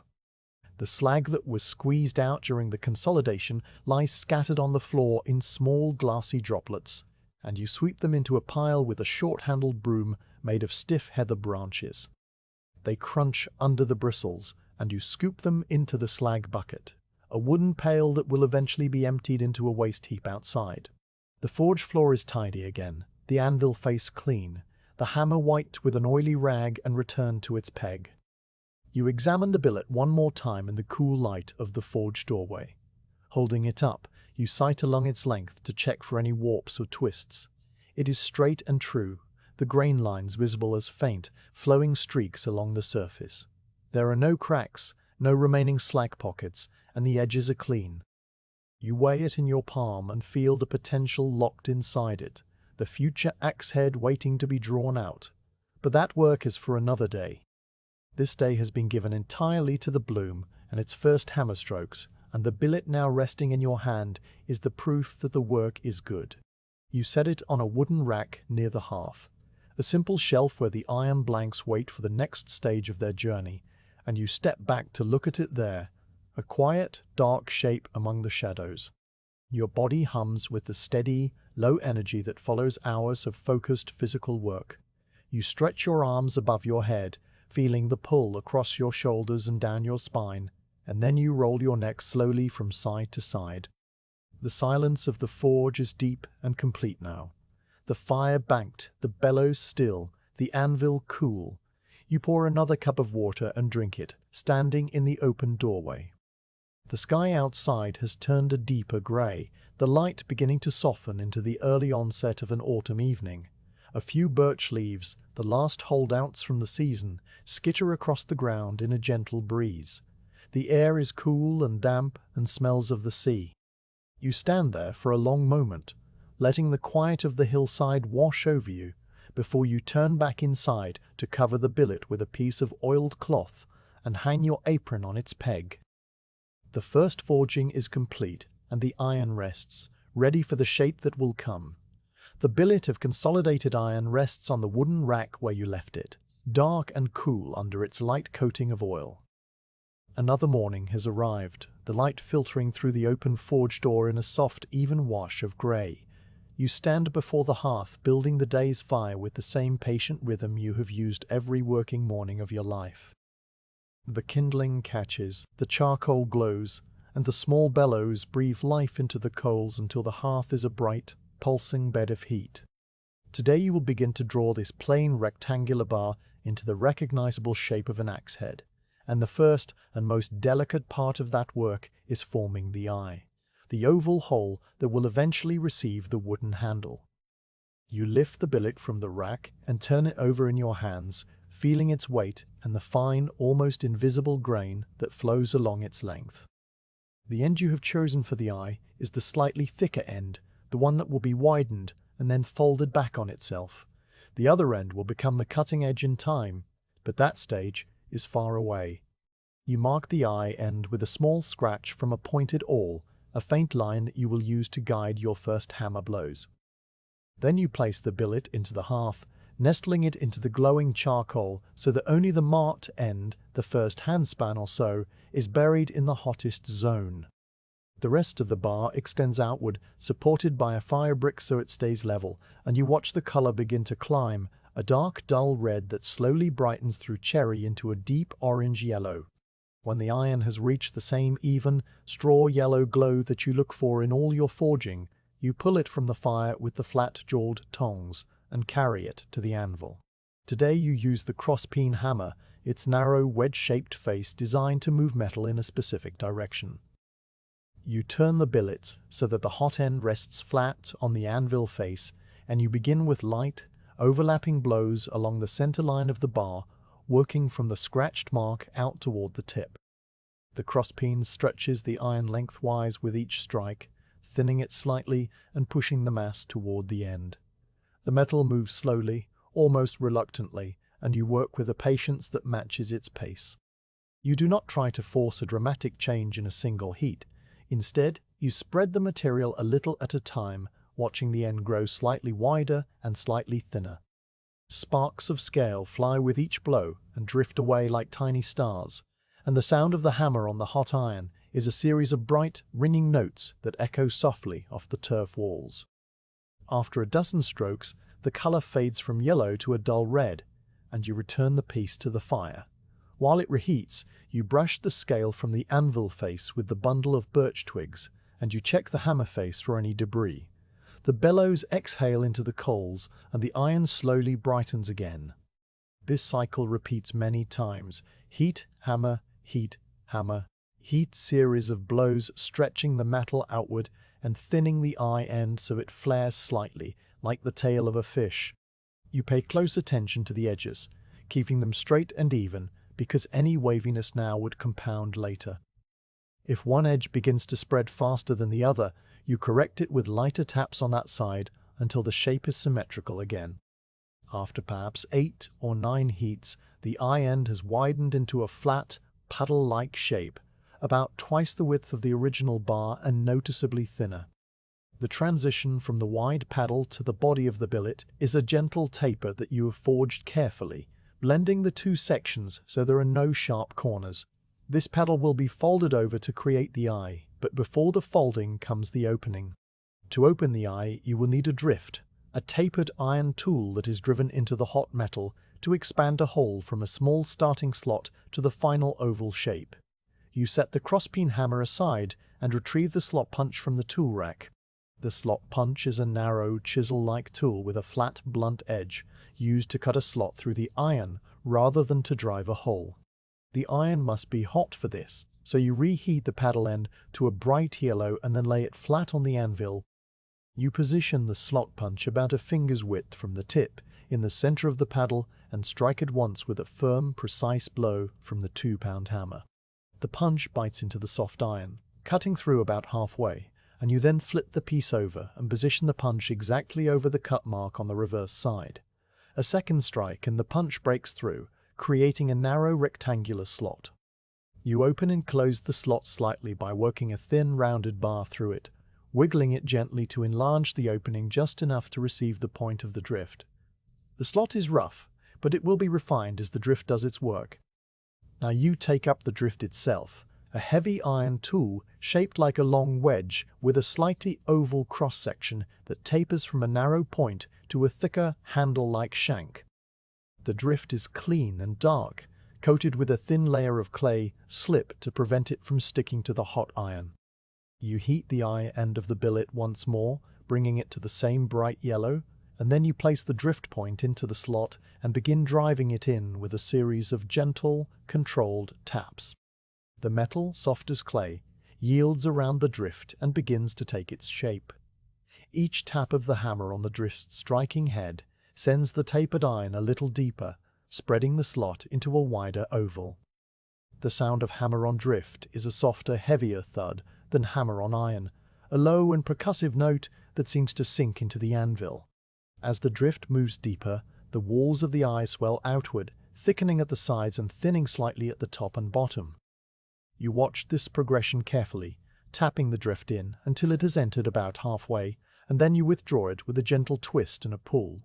The iron, still hot, now has the rough shape of an open eye, a lopsided oval that glows from within. You examine it for evenness, looking through the opening to see if the walls are straight and parallel. There is always some asymmetry at this stage. The iron expands more readily in one direction than another, and you correct this by returning the piece to the anvil and forging the outer shape around the eye with light, shaping blows. You use the flat face of the hammer to tap the outside of the eye, gently moving the metal inward where it bulges too far and outward where it is too narrow. The drift is inserted again, driven a little deeper this time, and then withdrawn, and the correction repeated. The eye slowly grows from a rough slot into a clean, even oval, and the external shape of the axe head begins to suggest itself, the cheeks of the eye forming two flat planes that will later flow into the blade. Measurement is a constant companion during this work. On the tool shelf lies a simple leather thong, a strip of hide about the width of a finger and as long as your forearm, with small knots tied at intervals. You use this to check the dimensions of the eye, the length across the long axis, the width across the short axis, and the thickness of the walls at the top and bottom. The thong is draped around the hot iron with a quick, careful motion, the knots meeting the edges to tell you if the eye is growing evenly. You do this after every second heat, adjusting the drift depth or the shaping blows based on what the leather tells you. The eye must be symmetric because the handle will be shaped to fit it exactly, and any irregularity would weaken the final bond between wood and iron. The process is slow, methodical, and deeply repetitive. The fire glows, the bellows sigh, the hammer taps the drift is withdrawn, the outer shape is refined, the leather thong measures, and the piece returns to the fire. The world outside the forge continues in its own quiet way. The light shifts from pale morning grey to a softer, richer grey as the sun moves behind the clouds, and the temperature in the forge rises and falls in sympathy with the hearth. A fine dust of scale and charcoal ash settles on every surface, and your hands become dark with it, the creases of your palms tracing maps of the morning's work. You pause once to drink from the clay cup and to wipe your forehead with the back of your wrist, smearing a thin line of soot across your temple, and then you return to the anvil. With each cycle, the eye becomes more refined. The drift now goes in almost to its full width, and when you withdraw it, the opening holds its shape without collapsing. The walls of the eye are of an even thickness all the way around, which you check by feeling with your fingers during the brief moments when the iron has cooled enough to touch. The outer cheeks of the eye are smooth and flat from your careful planishing, and the transition to the blade portion of the billet is a graceful, sweeping curve that you have forged with light, overlapping cross-peen blows. The slot that was once a rough cut is now a clean, perfectly oval tunnel, still closed at the front end where the two sides of the paddle were slit but not separated. That front end will be opened in the next step, the folding and welding. But for now, the eye is a blind hole, a dark passage leading into the heart of the iron. As the afternoon wears on, you notice the light through the doorway beginning to take on that particular quality of fading, the grey deepening toward a dusky charcoal. The air in the forge has cooled slightly, and the fire seems brighter against the gathering dimness. You are nearing the end, of what the day's heat will allow. The iron has been in and out of the fire so many times that its structure is gradually changing, the repeated heating and cooling building small stresses that will later need to be relieved, but that is a concern for another stage. For now, you examine the half-formed axe head one final time in the light of the open doorway. The eye is nearly finished, a clean oval that you can sight through and see the far wall of the forge. The cheeks are flat and symmetrical, the blade section is still a rectangular bar waiting to be drawn out, and the overall shape is balanced in your hand. You are satisfied. You brush the anvil clean, bank the fire with a thick layer of ash, so it will survive the night, and set the unfinished axe head on the rack beside its sibling billets. The tools are returned to their pegs, the crosspeen, the slot punch, the drift, the leather thong coiled neatly and hung from a nail. You pour another cup of water and stand in the doorway, looking out at the quiet hillside now settling into the early darkness of the autumn evening. A thin mist is forming in the hollows, white against the grey grass, and the air is still and cool. You drink slowly, letting the water wash the taste of charcoal from your mouth, and you feel the deep, quiet tiredness of a day spent working metal with care. The eye of the axe is open now, waiting for the fold and the weld that will make it strong and whole, and you will come back to it tomorrow. For now, you pull the door closed, hang your apron, and let the forge settle into silence behind you. The unfinished axe head rests on the rack, its eyes still a blind oval tunnel that has been opened but not yet closed into a seamless loop. This morning, when you enter the forge and stir the banked embers to life, you know that the day's work will require a special kind of fire. Welding heat is different from the everyday forging heat you have been using. It demands a temperature so high that the iron becomes soft and almost sticky on its surface, ready to fuse to itself with nothing more than pressure and a clean interface. To achieve this, the hearth must be prepared with particular care, and the charcoal must be of the purest sort, free of any dirt or ash that might contaminate the weld. You begin by emptying the hearth completely, scooping out the old ash and the partially burned charcoal from yesterday's work. The clay bowl is scraped clean with a flat iron spatula, and you brush the sides with a dry bundle of twigs until no loose debris remains. Then you walk to the corner of the forge, where you keep a separate wicker basket of specially selected charcoal. This charcoal was made from alder trunks that you debarked before burning, and it has been handled carefully to avoid crushing. The pieces are large, lustrous, and ring with a high, glassy note when tapped together. You fill the hearth bowl with these chunks, building a deep, dense bed or produce an intense and even heat. On top of this bed, you place a few handfuls of the finest charcoal dust, sieved through a coarse cloth to create a soft, insulating layer that will help the fire breathe evenly. You light the fire with a twist of birch bark and watch as the clean flame rises, pale and almost transparent, a sign that there are no impurities to color the smoke.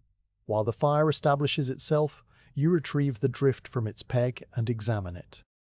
The drift must be perfectly clean, as any scale or rust could stick to the hot iron and tear the weld. You scrub it with a piece of sandstone, working the surface until it is smooth and dark, and then you coat it very lightly with a thin clay slip mixed from fine yellow clay and water, the consistency of milk. This coating will prevent the drift from welding itself to the inside of the eye. You set the drift aside to dry and turn your attention to a small clay pot that sits on the high shelf. Inside this pot is river sand, gathered from a particular bend of the stream where the water runs fast over a bed of pale pebbles.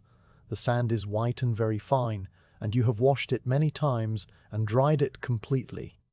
You take a pinch between your fingers.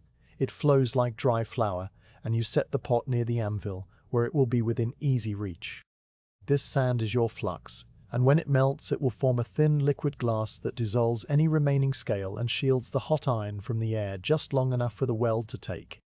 The fire is now a deep, roaring bed of coals, the charcoal glowing with a fierce white-yellow light that makes you squint slightly when you look directly at it. The bellows have been working steadily, and the air in the forge is warm and dry. You take the axe head from the rack and insert the drift into the eye once more, tapping it gently until it sits snugly, filling the opening but not yet fully expanding it. The flared paddle end extends beyond the drift, a flat lip of iron that you will now fold back over the top of the drift to close the eye into a continuous loop. To do this, you must first bring the entire eye section to a welding heat. You lay the axe head in the fire, positioning it so that only the eye end, with the drift inside, is buried in the hottest heart of the coals. The blade end extends outward, resting on a firebrick to keep it from overheating. You work the bellows with a slow, powerful rhythm, feeding the fire a steady stream of air, and the charcoal responds with a low, intense roar. The iron heats slowly, the color climbing through the familiar stages, a dull red that deepens, then a bright cherry, then a brilliant orange, and finally a yellow so bright it seems to turn white at the edges. You lean close, watching the surface of the iron, and you see it begin to shimmer, not with liquid, but with a kind of internal glow, as if the metal itself is becoming luminous. The surface takes on a wet, glossy appearance, almost as if it was sweating, and this is the sign you have been waiting for. The iron is at welding heat, a state where it is neither solid in the usual sense nor truly molten, but something in between, a soft sticky condition where two clean surfaces will merge completely when pressed together. You lift the axe head from the fire with the long tongs moving smoothly and without haste, and you carry it to the anvil. The drift is still inside the eye, and the flared lip of iron at the end glows with the same blinding white.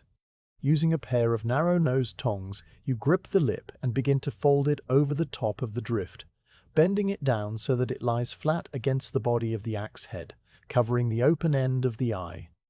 The iron moves easily, as pliable as wet clay, and you guide it into place with careful pressure, making sure the folded piece aligns perfectly with the underlying surface.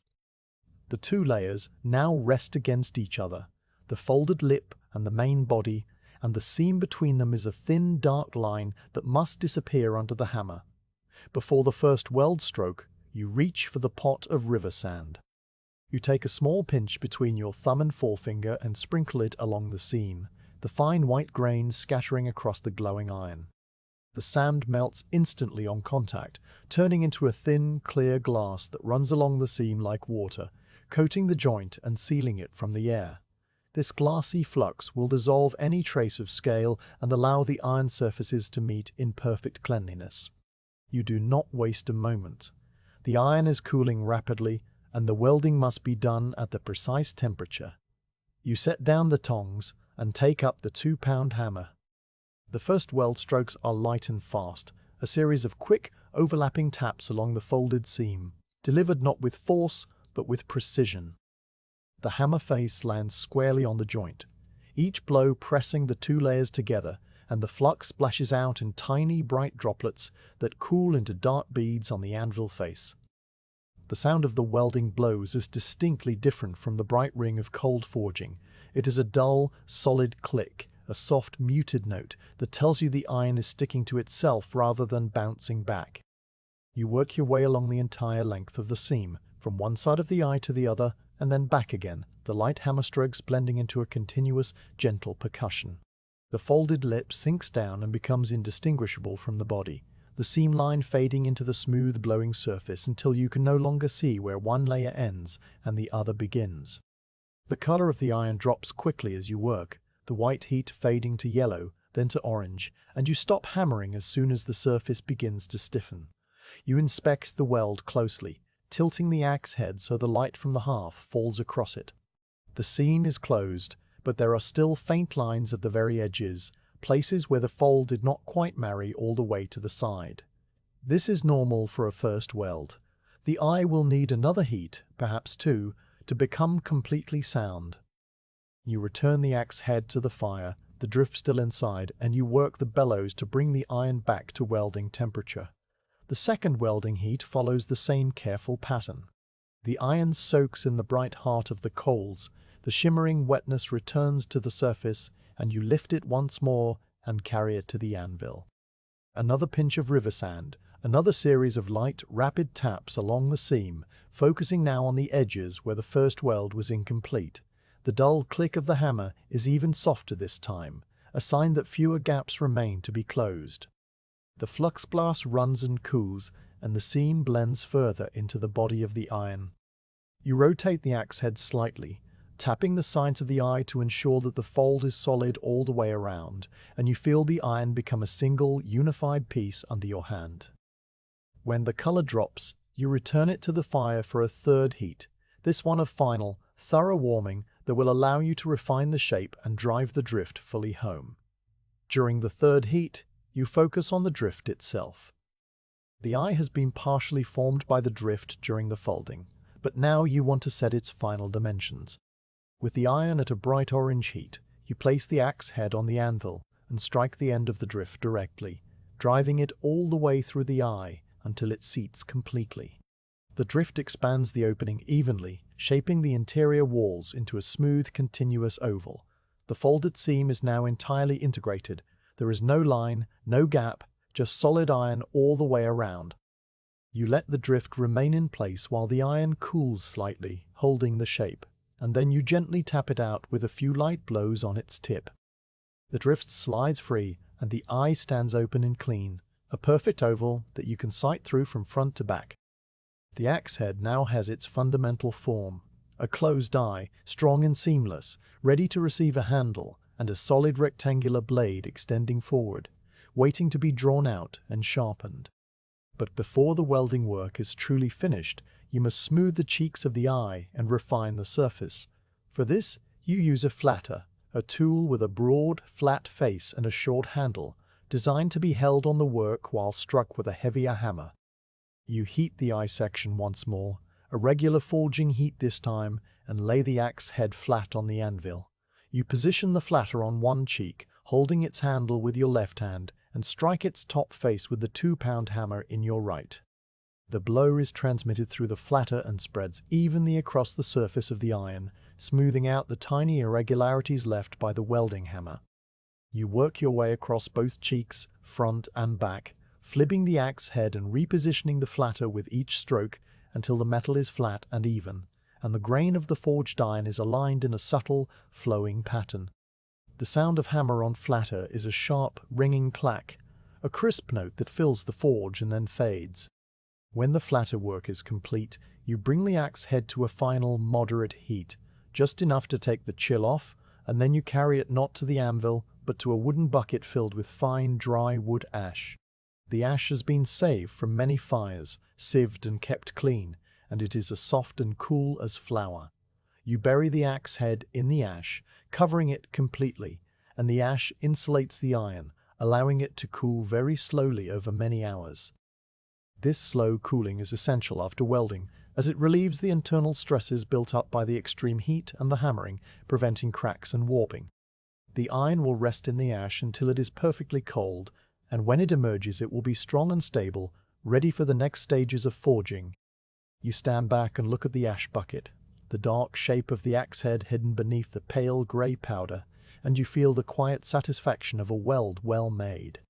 The forge around you is heavy with warmth, the fire still glowing red in the hearth, the tools on their pegs faintly dusted with new scale. The intense focus of the welding heat has passed, and the rhythm of the day can now slow. You bank the fire, covering the coals with a thick layer of ash, and you hang the hammer and the flatter back in their places. The drift is wiped clean and coated with a fresh slip of clay before being returned to its hook. The pot of river sand is sealed with a wooden lid and placed back on the high shelf. Everything is tidy, everything is in order. The light outside the open door has shifted into the deep grey of late afternoon, and a cool breeze moves through the doorway, carrying the scent of damp earth and the distant fjord. You pour water into the clay cup and drink it standing in the doorway, looking out at the hillside and the bare birches. The folded eye is now a closed loop, a solid ring of iron that has passed through the fire and emerged whole. You think of the handle that will one day fill it, the ash wood waiting in the pile behind the longhouse, but that work is still to come. For now, the axe head sleeps in its bed of ash, cooling slowly, and you close the forge door and hang your apron on its peg, the day's task completed, the metal at peace.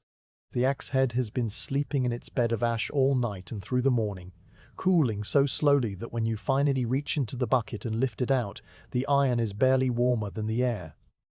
The ash clings to the surface in a fine grey film, and you brush it away with a soft cloth, revealing the dark matte finish of the forged iron underneath. You carry the axe head to the open doorway where the light is best and turn it over in your hands, inspecting the eye and the folded seam with care. The weld is invisible now, the iron so thoroughly fused that no line or joint remains, just a smooth, continuous surface that flows around the oval opening without interruption. The cheeks are flat, uneven from the flatter work, and the blade portion is still a thick, rectangular bar waiting to be drawn out. You tap the body of the axe head with a fingernail, and it gives a solid, ringing note, a sound that speaks of dense, well-consolidated, metal free of hidden cracks. Satisfied, you set it on the anvil and turn to the next and most crucial material in this entire process, the steel. The steel is kept in a small wooden box on the highest shelf in the forge, wrapped in oiled cloth to keep rust away. It is not iron from the bog, but a piece of high-carbon steel that you traded for at the summer gathering, exchanging 3 finished axe heads and a coil of good hemp rope for a bar about the length of your hand and as thick as 2 fingers. The steel was made somewhere far to the south, in a land where the smelters use different ores and different furnaces, and it is pale grey and very hard, too hard to work easily at cold temperatures. This steel will become the cutting edge of the axe, fused onto the softer iron body so that the finished tool has both the toughness to absorb shocks and the hardness to hold a sharp edge. You unwrap the bar, check it for any signs of rust, and run your thumb along its surface, feeling the fine, uniform grain. The first task is to prepare the steel for welding. You heat the small forge hearth to a moderate temperature, just enough to soften the steel for shaping, and then you use the cross-peen hammer to draw the bar into a thin, flat strip, roughly the width of the axe head's pole end and about the thickness of a finger. The steel resists the hammer more than the wrought iron does. It is stiffer, less willing to move, and you must work with shorter heats and lighter blows to avoid cracking. You flatten it slowly, turning it often, until you have a sleek, dark grey plate that tapers to a thin edge on one side. The other side is left slightly thicker to provide a strong base that will weld firmly to the iron body. You set this steel bit aside to cool and then clean its surface with a piece of sandstone, removing every trace of scale and oxidation until it is bright and smooth. The iron axe head receives the same cleaning on its pole end, the surface burnished to a dull silver sheen. Cleanliness is everything for a good weld, and you take your time, working the stone in small circles, wiping the dust away with a rag, and checking the surface in the light. Now you're ready for the welding heat again, and the forge must be prepared just as it was for the eye weld. You clean the hearth bowl, fill it with a special pure charcoal, and light a fire that burns hot and clean. The bellows work steadily, and the dry roar of the coals fills the forge. You place the axe head into the fire first, positioning it so that only the pole end, the thick end opposite the eye, is in the hottest zone.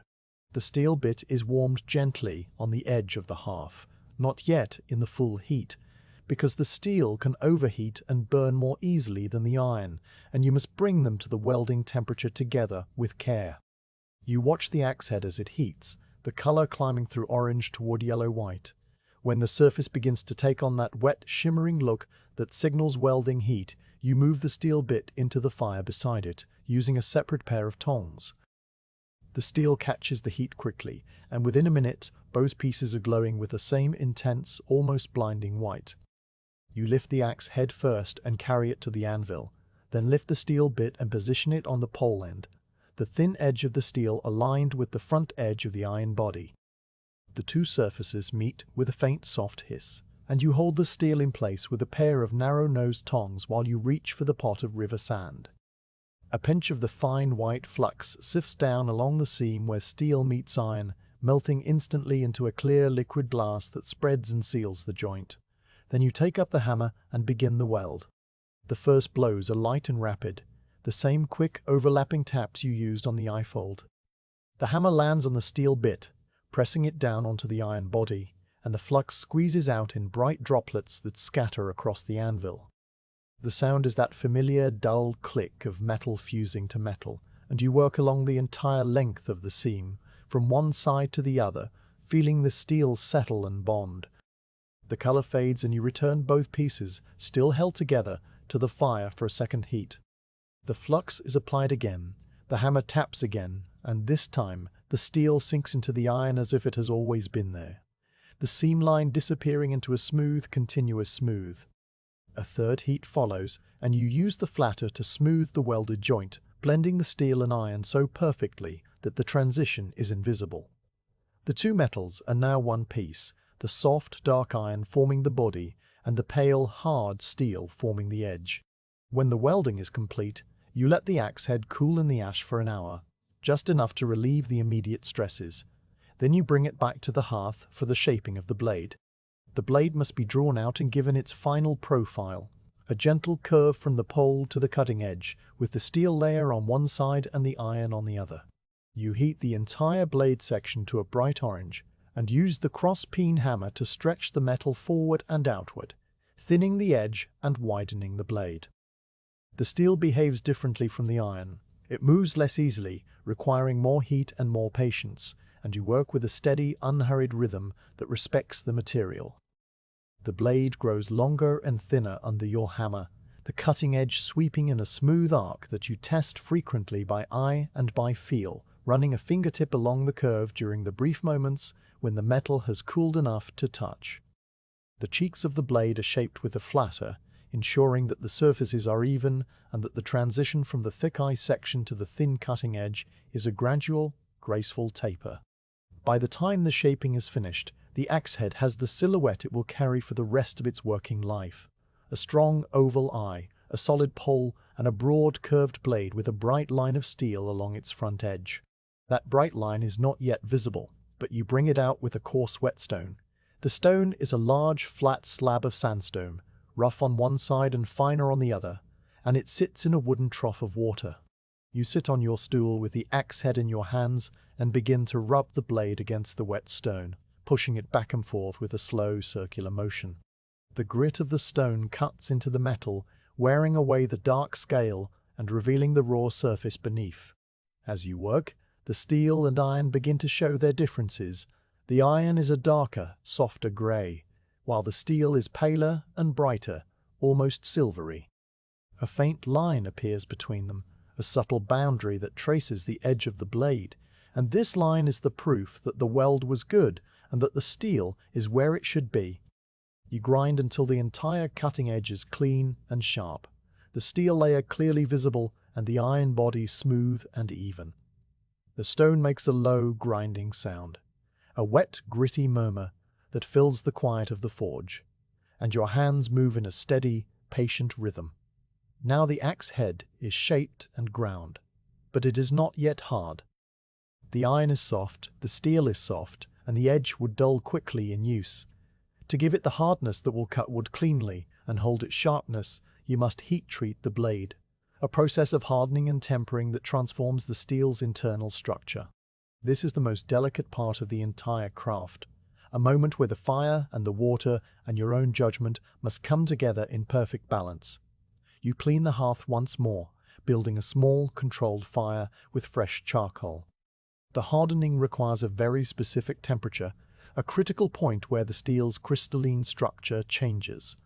You cannot measure this temperature with any instrument other than your own experience, but you have two guides, the color of the steel and the behavior of a magnet. You take a small lodestone, a dark grey rock with a natural magnetic force tied to a thin leather cord, and you hang it from a hook near the hearth so it is within easy reach. You also prepare the quenching barrel, filling it with clean water that has stood overnight to reach the cool temperature of the forge, neither ice cold nor warm. The water is deep enough to submerge the entire blade. You lay the axe head in the fire, the blade buried in the coals while the eye and pole extend outward. The bellows breathe gently and the fire glows. You watch the steel closely as it heats, the color moving through the familiar progression, a faint, dark red that brightens to cherry, then to a deeper, richer orange. As the temperature climbs, the steel begins to take on a particular shade, a bright orange yellow that is just on the verge of turning to a lighter, more brilliant hue. This is the critical range, and you test it with the lodestone. You lift the axe head slightly from the fire and touch the magnet to the steel. The magnet clings, pulled by the iron's natural attraction. You return the blade to the heat for a few more moments, then test again. The magnet still clings. A third time, a few heartbeats longer, and when you touch the magnet to the steel, it falls away, the leather cord swinging free. The steel has reached the temperature where it loses its magnetic properties, the point where its internal structure is ready to transform. You do not hesitate. In one smooth motion you lift the axe head from the fire and plunge the blade vertically into the quenching barrel, the cutting edge down, the hot metal entering the water with a sharp, explosive hiss. The water boils around the blade, a cloud of steam and bubbles rising in a violent, brief eruption. You hold the axe head steady, not moving it, letting the water draw the heat out as evenly as possible. The hiss fades to a gentle bubbling and then to silence, and the water stills. You lift the axe head out and look at it. The blade is dark grey, almost black, and the steel edge has a slight, dark patina that will later be polished away. The iron body is cool to the touch, but you know that inside, the metal is now harder than it has ever been, so hard that it is also brittle. If you were to strike it now, it might chip or crack. The hardening is only half the process. The tempering must follow to soften the steel just enough to make it tough. You wipe the blade dry with a rag and carry it to the small, clean side hearth where you do finishing work. Here you have built a very gentle fire, little more than a bed of glowing embers, and you have placed a flat iron plate over it. The plate is about the size of your hand, and it heats slowly and evenly from the embers below. You lay the axe head on this plate, the blade resting flat against the warm iron, and you watch. The tempering is a matter of watching the colors that bloom on the surface of the steel as it slowly reheats. These are oxide colors, thin films that form at specific temperatures, and they move across the metal in a slow, beautiful sequence. At first the steel is a pale silvery gray. Then as the heat from the plate seeps into the blade, the faintest hint of a pale straw color appears at the cutting edge, spreading gradually backward. This straw is the first sign that the steel is beginning to soften, and you watch it deepen to a richer gold, then to a warm bronze. The bronze spreads and darkens, shifting toward a brown with the faintest hint of purple at the edges. You are waiting for a specific color, the one that means the blade has reached the perfect balance of hardness and toughness for an axe that will cut wood. When the straw has deepened to an even golden bronze across the entire cutting edge, and the purple has just begun to appear along the steel-iron boundary, you lift the axe head from the plate with tongs and plunge it once more into the quenching water, locking the temper in place. The water accepts it with a gentle sigh, a much softer sound than the first quench, and the blade comes out with a surface of deep bronze and faint purple, a permanent record of the heat that shaped it. You let the axe head cool completely, and then you take up the whetstone again, the fine side this time, and you polish the blade with light, careful strokes. The oxide colors disappear, replaced by a bright shining edge, but you know the temper is still there, inside the metal, a hidden structure of strength and resilience. The steel edge is now hard enough to hold its sharpness through many cords of wood, and the iron body behind it is tough enough to absorb the shock of every blow without cracking. You test the edge by shaving a thin curl from a piece of birch wood, pressing the blade gently and watching the pale papery curl lift and fall away. The cut is clean and silent, and the edge remains unmarked. The axe head is complete in its substance, if not yet in its final finish. The handle is still to come, and the final sharpening and oiling, but the heart of the tool, the marriage of iron and steel, has been achieved. You set the axe head on the rack and sweep the floor of the forge, gathering the scattered scale and the fragments of the grinding stone. The day has been long, filled with the most intense fires and the most delicate judgments, and your body is tired in a way that feels clean and earned. You bank the fire, cover the anvil with its cloth, and stand in the doorway watching the evening settle over the hillside. The sky is a deep, muted grey, and the air is still. The axe head rests in the quiet dark of the forge, its edge waiting for the handle and the sharpening stone and the long, useful life that lies ahead.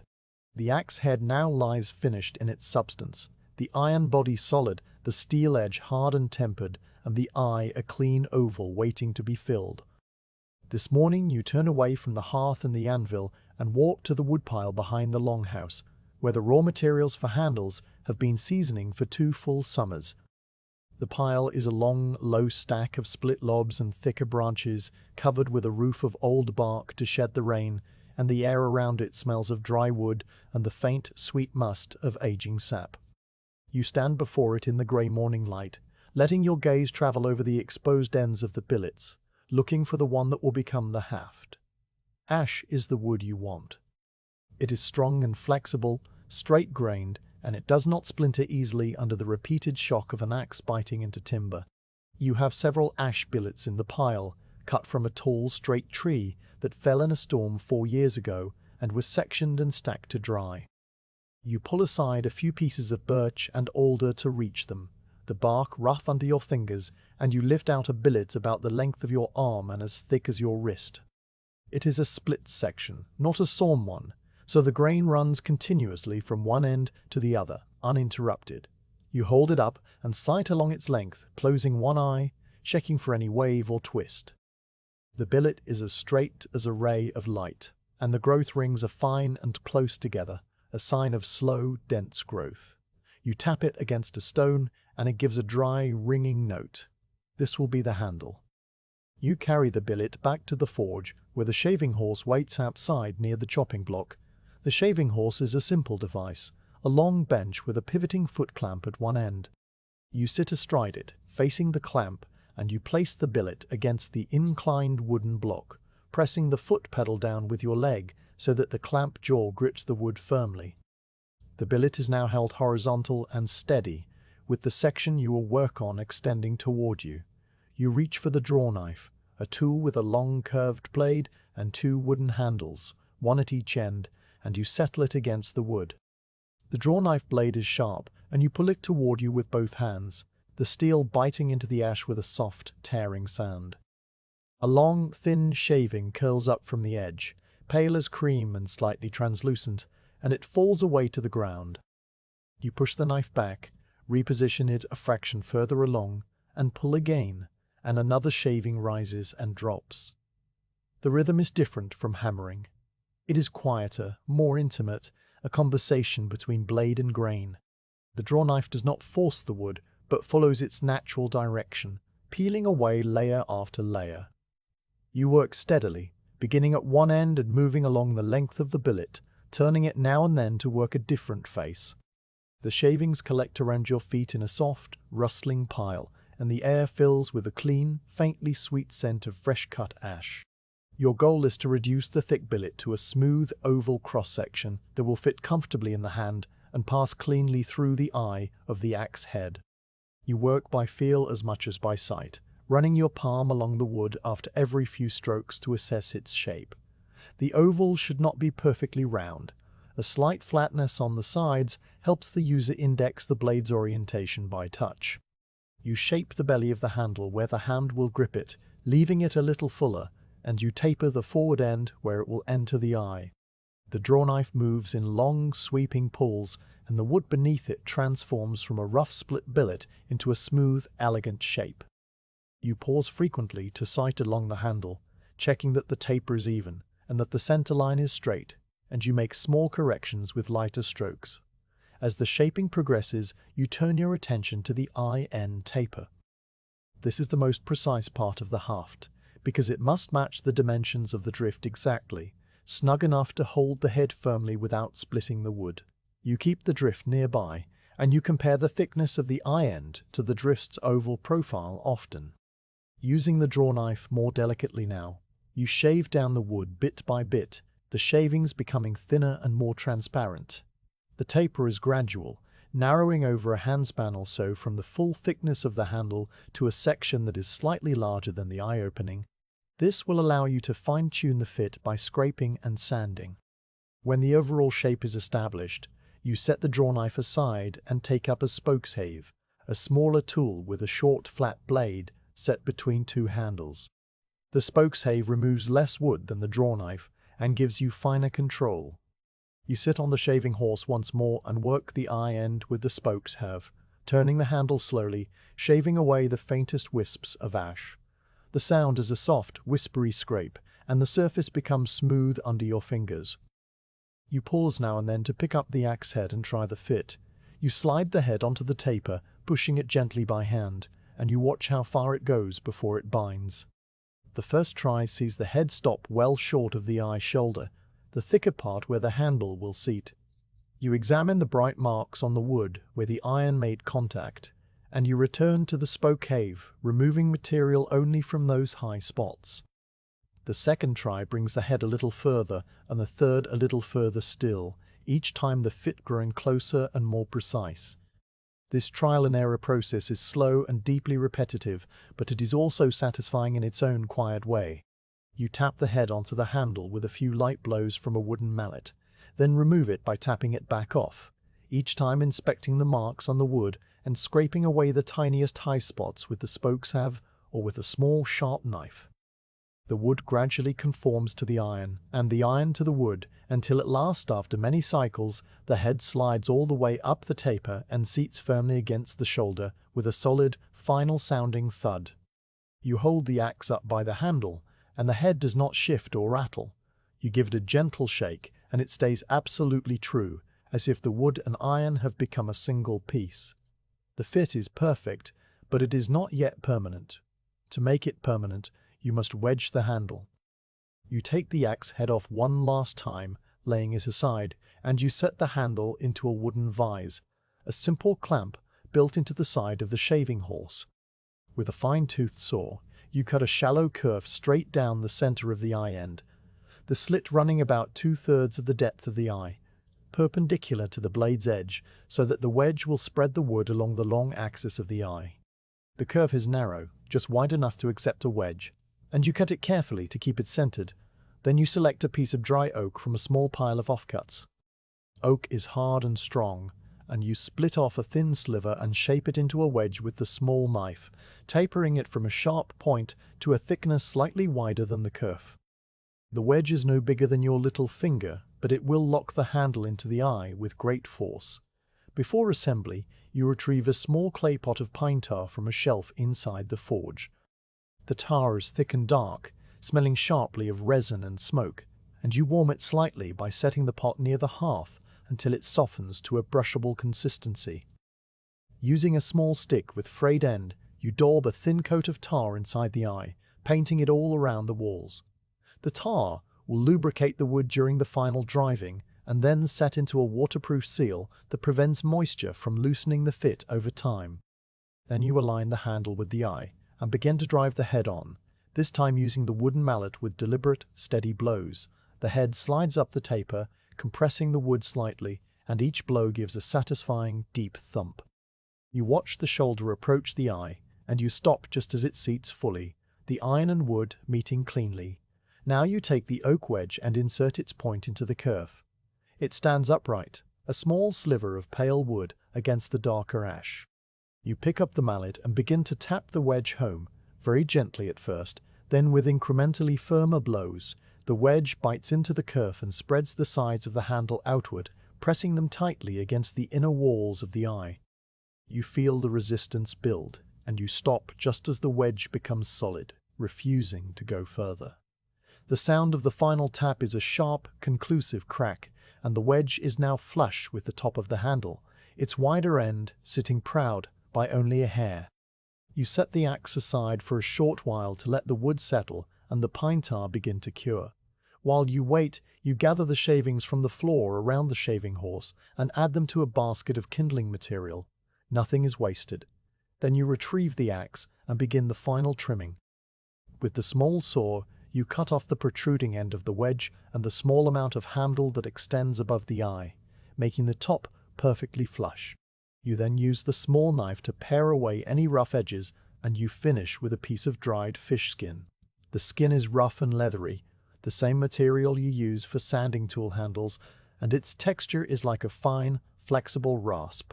You wrap it around the handle and work it back and forth, burnishing the wood until it is smooth and warm to the touch. The ash begins to glow with a soft, natural luster, the grain lines rising faintly to the surface. The final step is the oiling.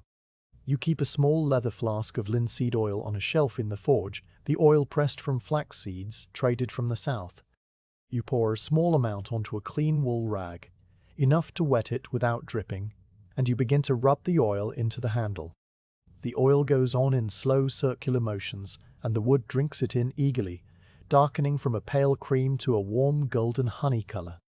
The scent of the oil mixes with the lingering smell of pine tar and cut ash, a rich, earthy fragrance that fills the space around you. You work the oil into every inch of the handle, paying special attention to the area just behind the eye where the hand will grip, and you let the first coat soak in. Then you apply a second coat, lighter this time, and buff it with a dry section of the rag until the surface gleams softly. When the oiling is complete, you step back and look at the axe as a whole. The handle flows from the eye in a smooth, elegant line, its grain straight and true, its color a deep, living honey. The iron head sits firmly atop it, the dark metal contrasting with the warm wood, and the bright line of steel along the edge catches the light from the doorway. You lift the axe and feel its balance, the weight of the head perfectly countered by the length of the haft. It swings easily in your hand, the grip comfortable and secure, and you know without striking anything that it will handle well. You carry the axe inside the forge and place it on the wooden rack beside the others you have forged this season. Each one is a variation on the same honest theme: iron, steel, ash, wedge, oil. They rest there in the dim light, ready for the hands that will use them, but not quite finished. There is still the final sharpening to come, the honing of the edge on the slow-turning stone, and the final oiling and waxing to protect the metal from the damp. That work will fill the last of the days before winter, the quiet culmination of everything that has come before.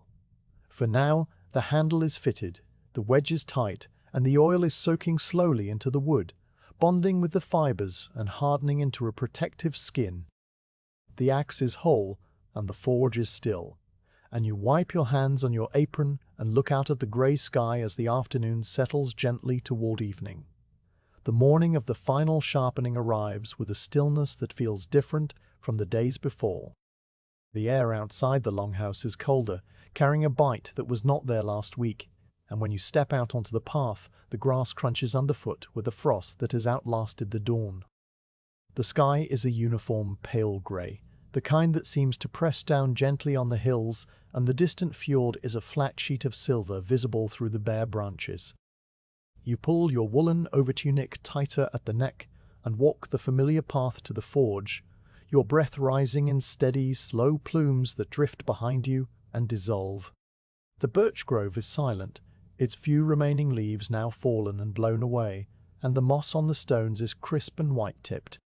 The door of the forge is cold under your hand, and when you pull it open, the interior greets you with the lingering scent of charcoal and iron, and the faint, sweet smell of the linseed oil from yesterday.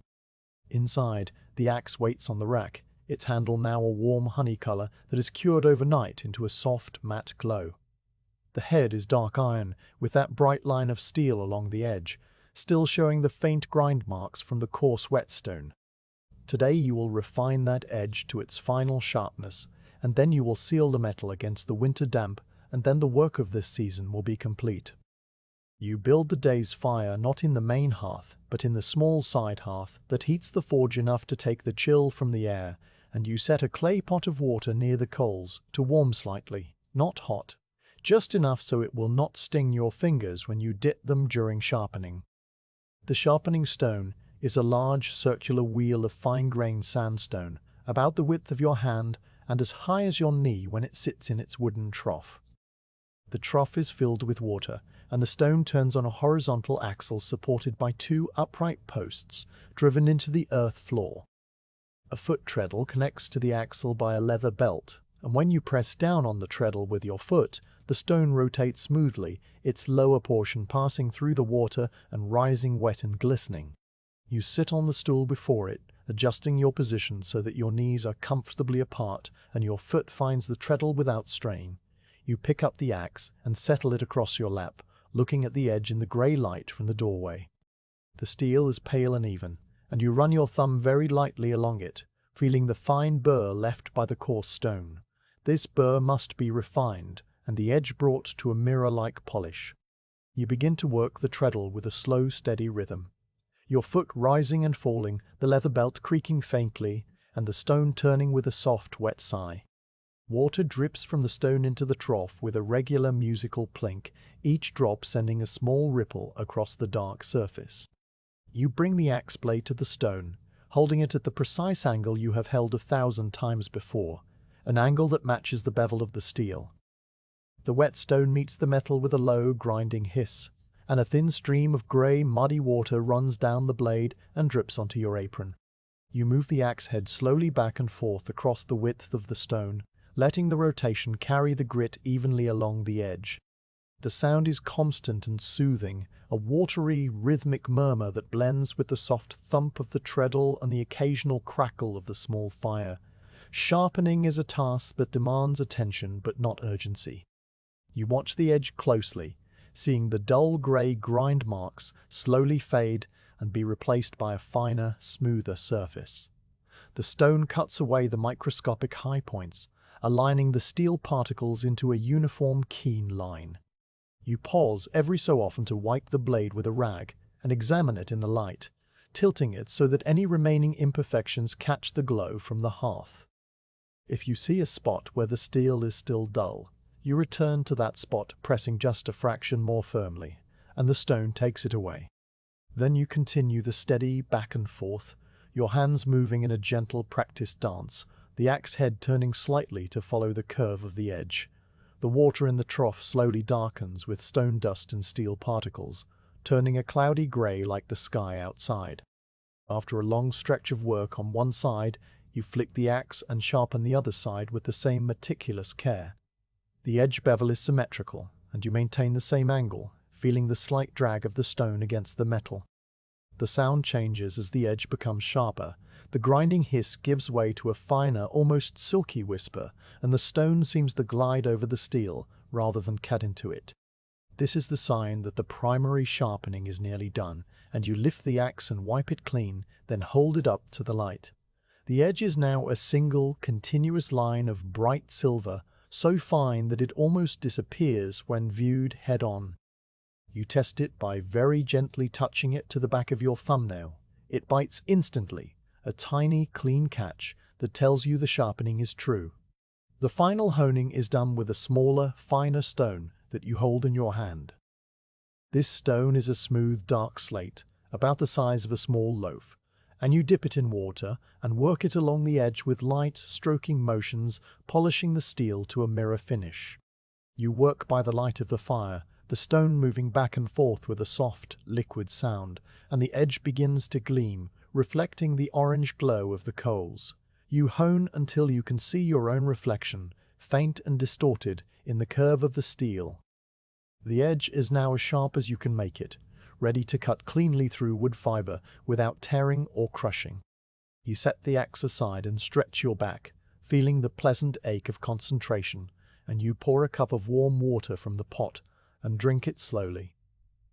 The sharpening is done, but the axe is not yet ready for a lifetime of work. The iron body and the steel edge must be protected from rust, which is the constant enemy in this damp northern climate. You turn to the shelf where you keep the finishing materials: a small clay pot of beeswax, a leather bottle of linseed oil, and a stack of clean wool rags. The beeswax is hard and golden, smelling of honey and summer meadows, and you shave off a small amount with your knife and place it in a smaller pot, which you set on the warm hearthstones to soften. While the wax melts, you take a rag and dip it in the linseed oil and begin to wipe down the entire axe head. The oil goes on in a thin, even layer, coating every surface, and the dark iron absorbs it with a subtle darkening, the metal taking on a deep, lustrous sheen. The oil fills the microscopic pores and crevices, driving out any residual moisture and creating a barrier against the air. You work it into the eye and around the pole, wiping away any excess with the dry corner of the rag.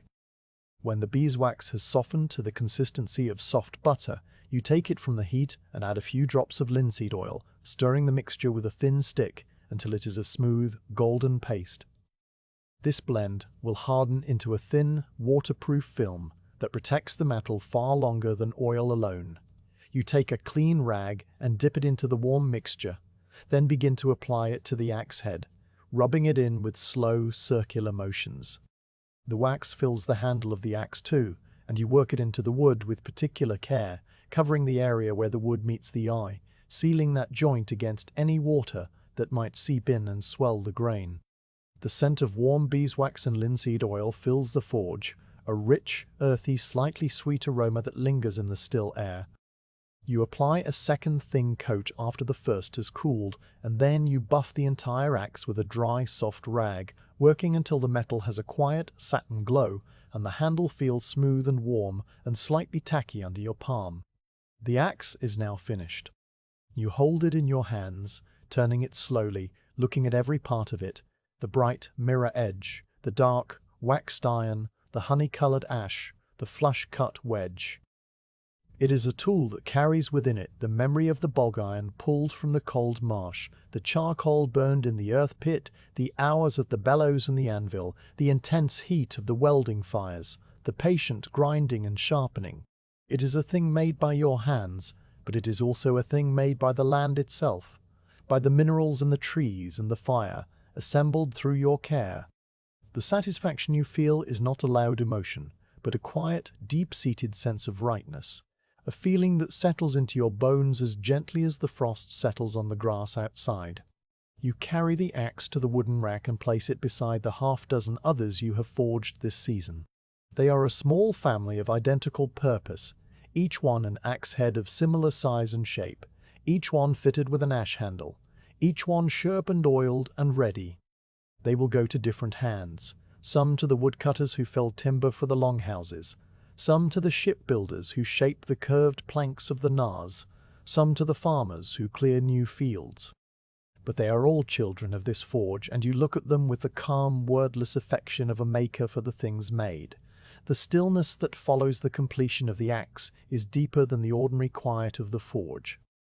You clean the tools one final time, wiping the hammer and the tongs and the drift with an oily rag, hanging each on its peg. You sweep the floor with the heather broom, gathering the last of the scale and the wood shavings and the drips of wax into a tidy pile, which you scoop into the bucket. The anvil is wiped down and covered with its greased cloth.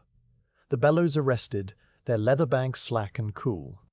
The fire in the small hearth is allowed to die down to a bed of glowing coals, and you stand for a long moment looking at the tidy, peaceful space, the tools in their places, the quenching barrel dark and still, the rack of finished axes standing against the wall. You step outside to empty the waste bucket onto the midden heap, and as you walk around the corner of the forge, something soft and cold touches your cheek. You look up, and the grey sky is no longer a uniform flat sheet. It is filled with a slow, drifting movement of white specks, thousands of them, falling in a gentle, unhurried procession. The first snow of the season has arrived, and it comes down in large, silent flakes that spiral and wander on the still air before settling on the frozen grass. You stand and watch, the bucket forgotten in your hand, as the snow begins to dust the roof of the forge, the chopping block, the charcoal pit, and the bare branches of the birch grove. Each flake falls so slowly that you can follow its path, a delicate, intricate journey from the grey ceiling of cloud down to the dark earth. The world grows quieter still, as if the snow is absorbing what little sound remains, wrapping the hillside in a soft, white hush. The flakes land on your shoulders and your sleeves, tiny, perfect stars that melt slowly in the cool air. You finish emptying the bucket and return to the forge, brushing the snow from your hair and beard. Inside, the warmth of the dying fire still lingers, a faint, comfortable heat that contrasts with the cold settling outside. You bank the coals one final time, covering them deeply with ash, so that a tiny heart of warmth will survive through the days of snow and ice, ready to be awakened when the next forging season begins. You hang your leather apron on its peg, the worn, darkened leather now cold to the touch, and you put on a heavier wool cloak that hangs by the door. You take one last look around the forge before closing it up for the season. The axes on the rack gleam softly in the dim light, each one a completed promise. The anvil stands solid and patient under its cloth. The The tools are all in order. The fire is banked. Everything is as it should be, and the long, quiet winter can now come. You step through the door and pull it closed behind you, the heavy oak plank settling into its frame with a low, final thud. You lift the latch and check that it is secure, then turn and walk the path back toward the longhouse, the snow already beginning to fill your footprints. The walk is slower than usual, not because of any hurry, but because the world itself has slowed down. The snow falls steadily, large flakes drifting through the bare birch branches, and the ground is turning from grey-brown to a soft, clean white.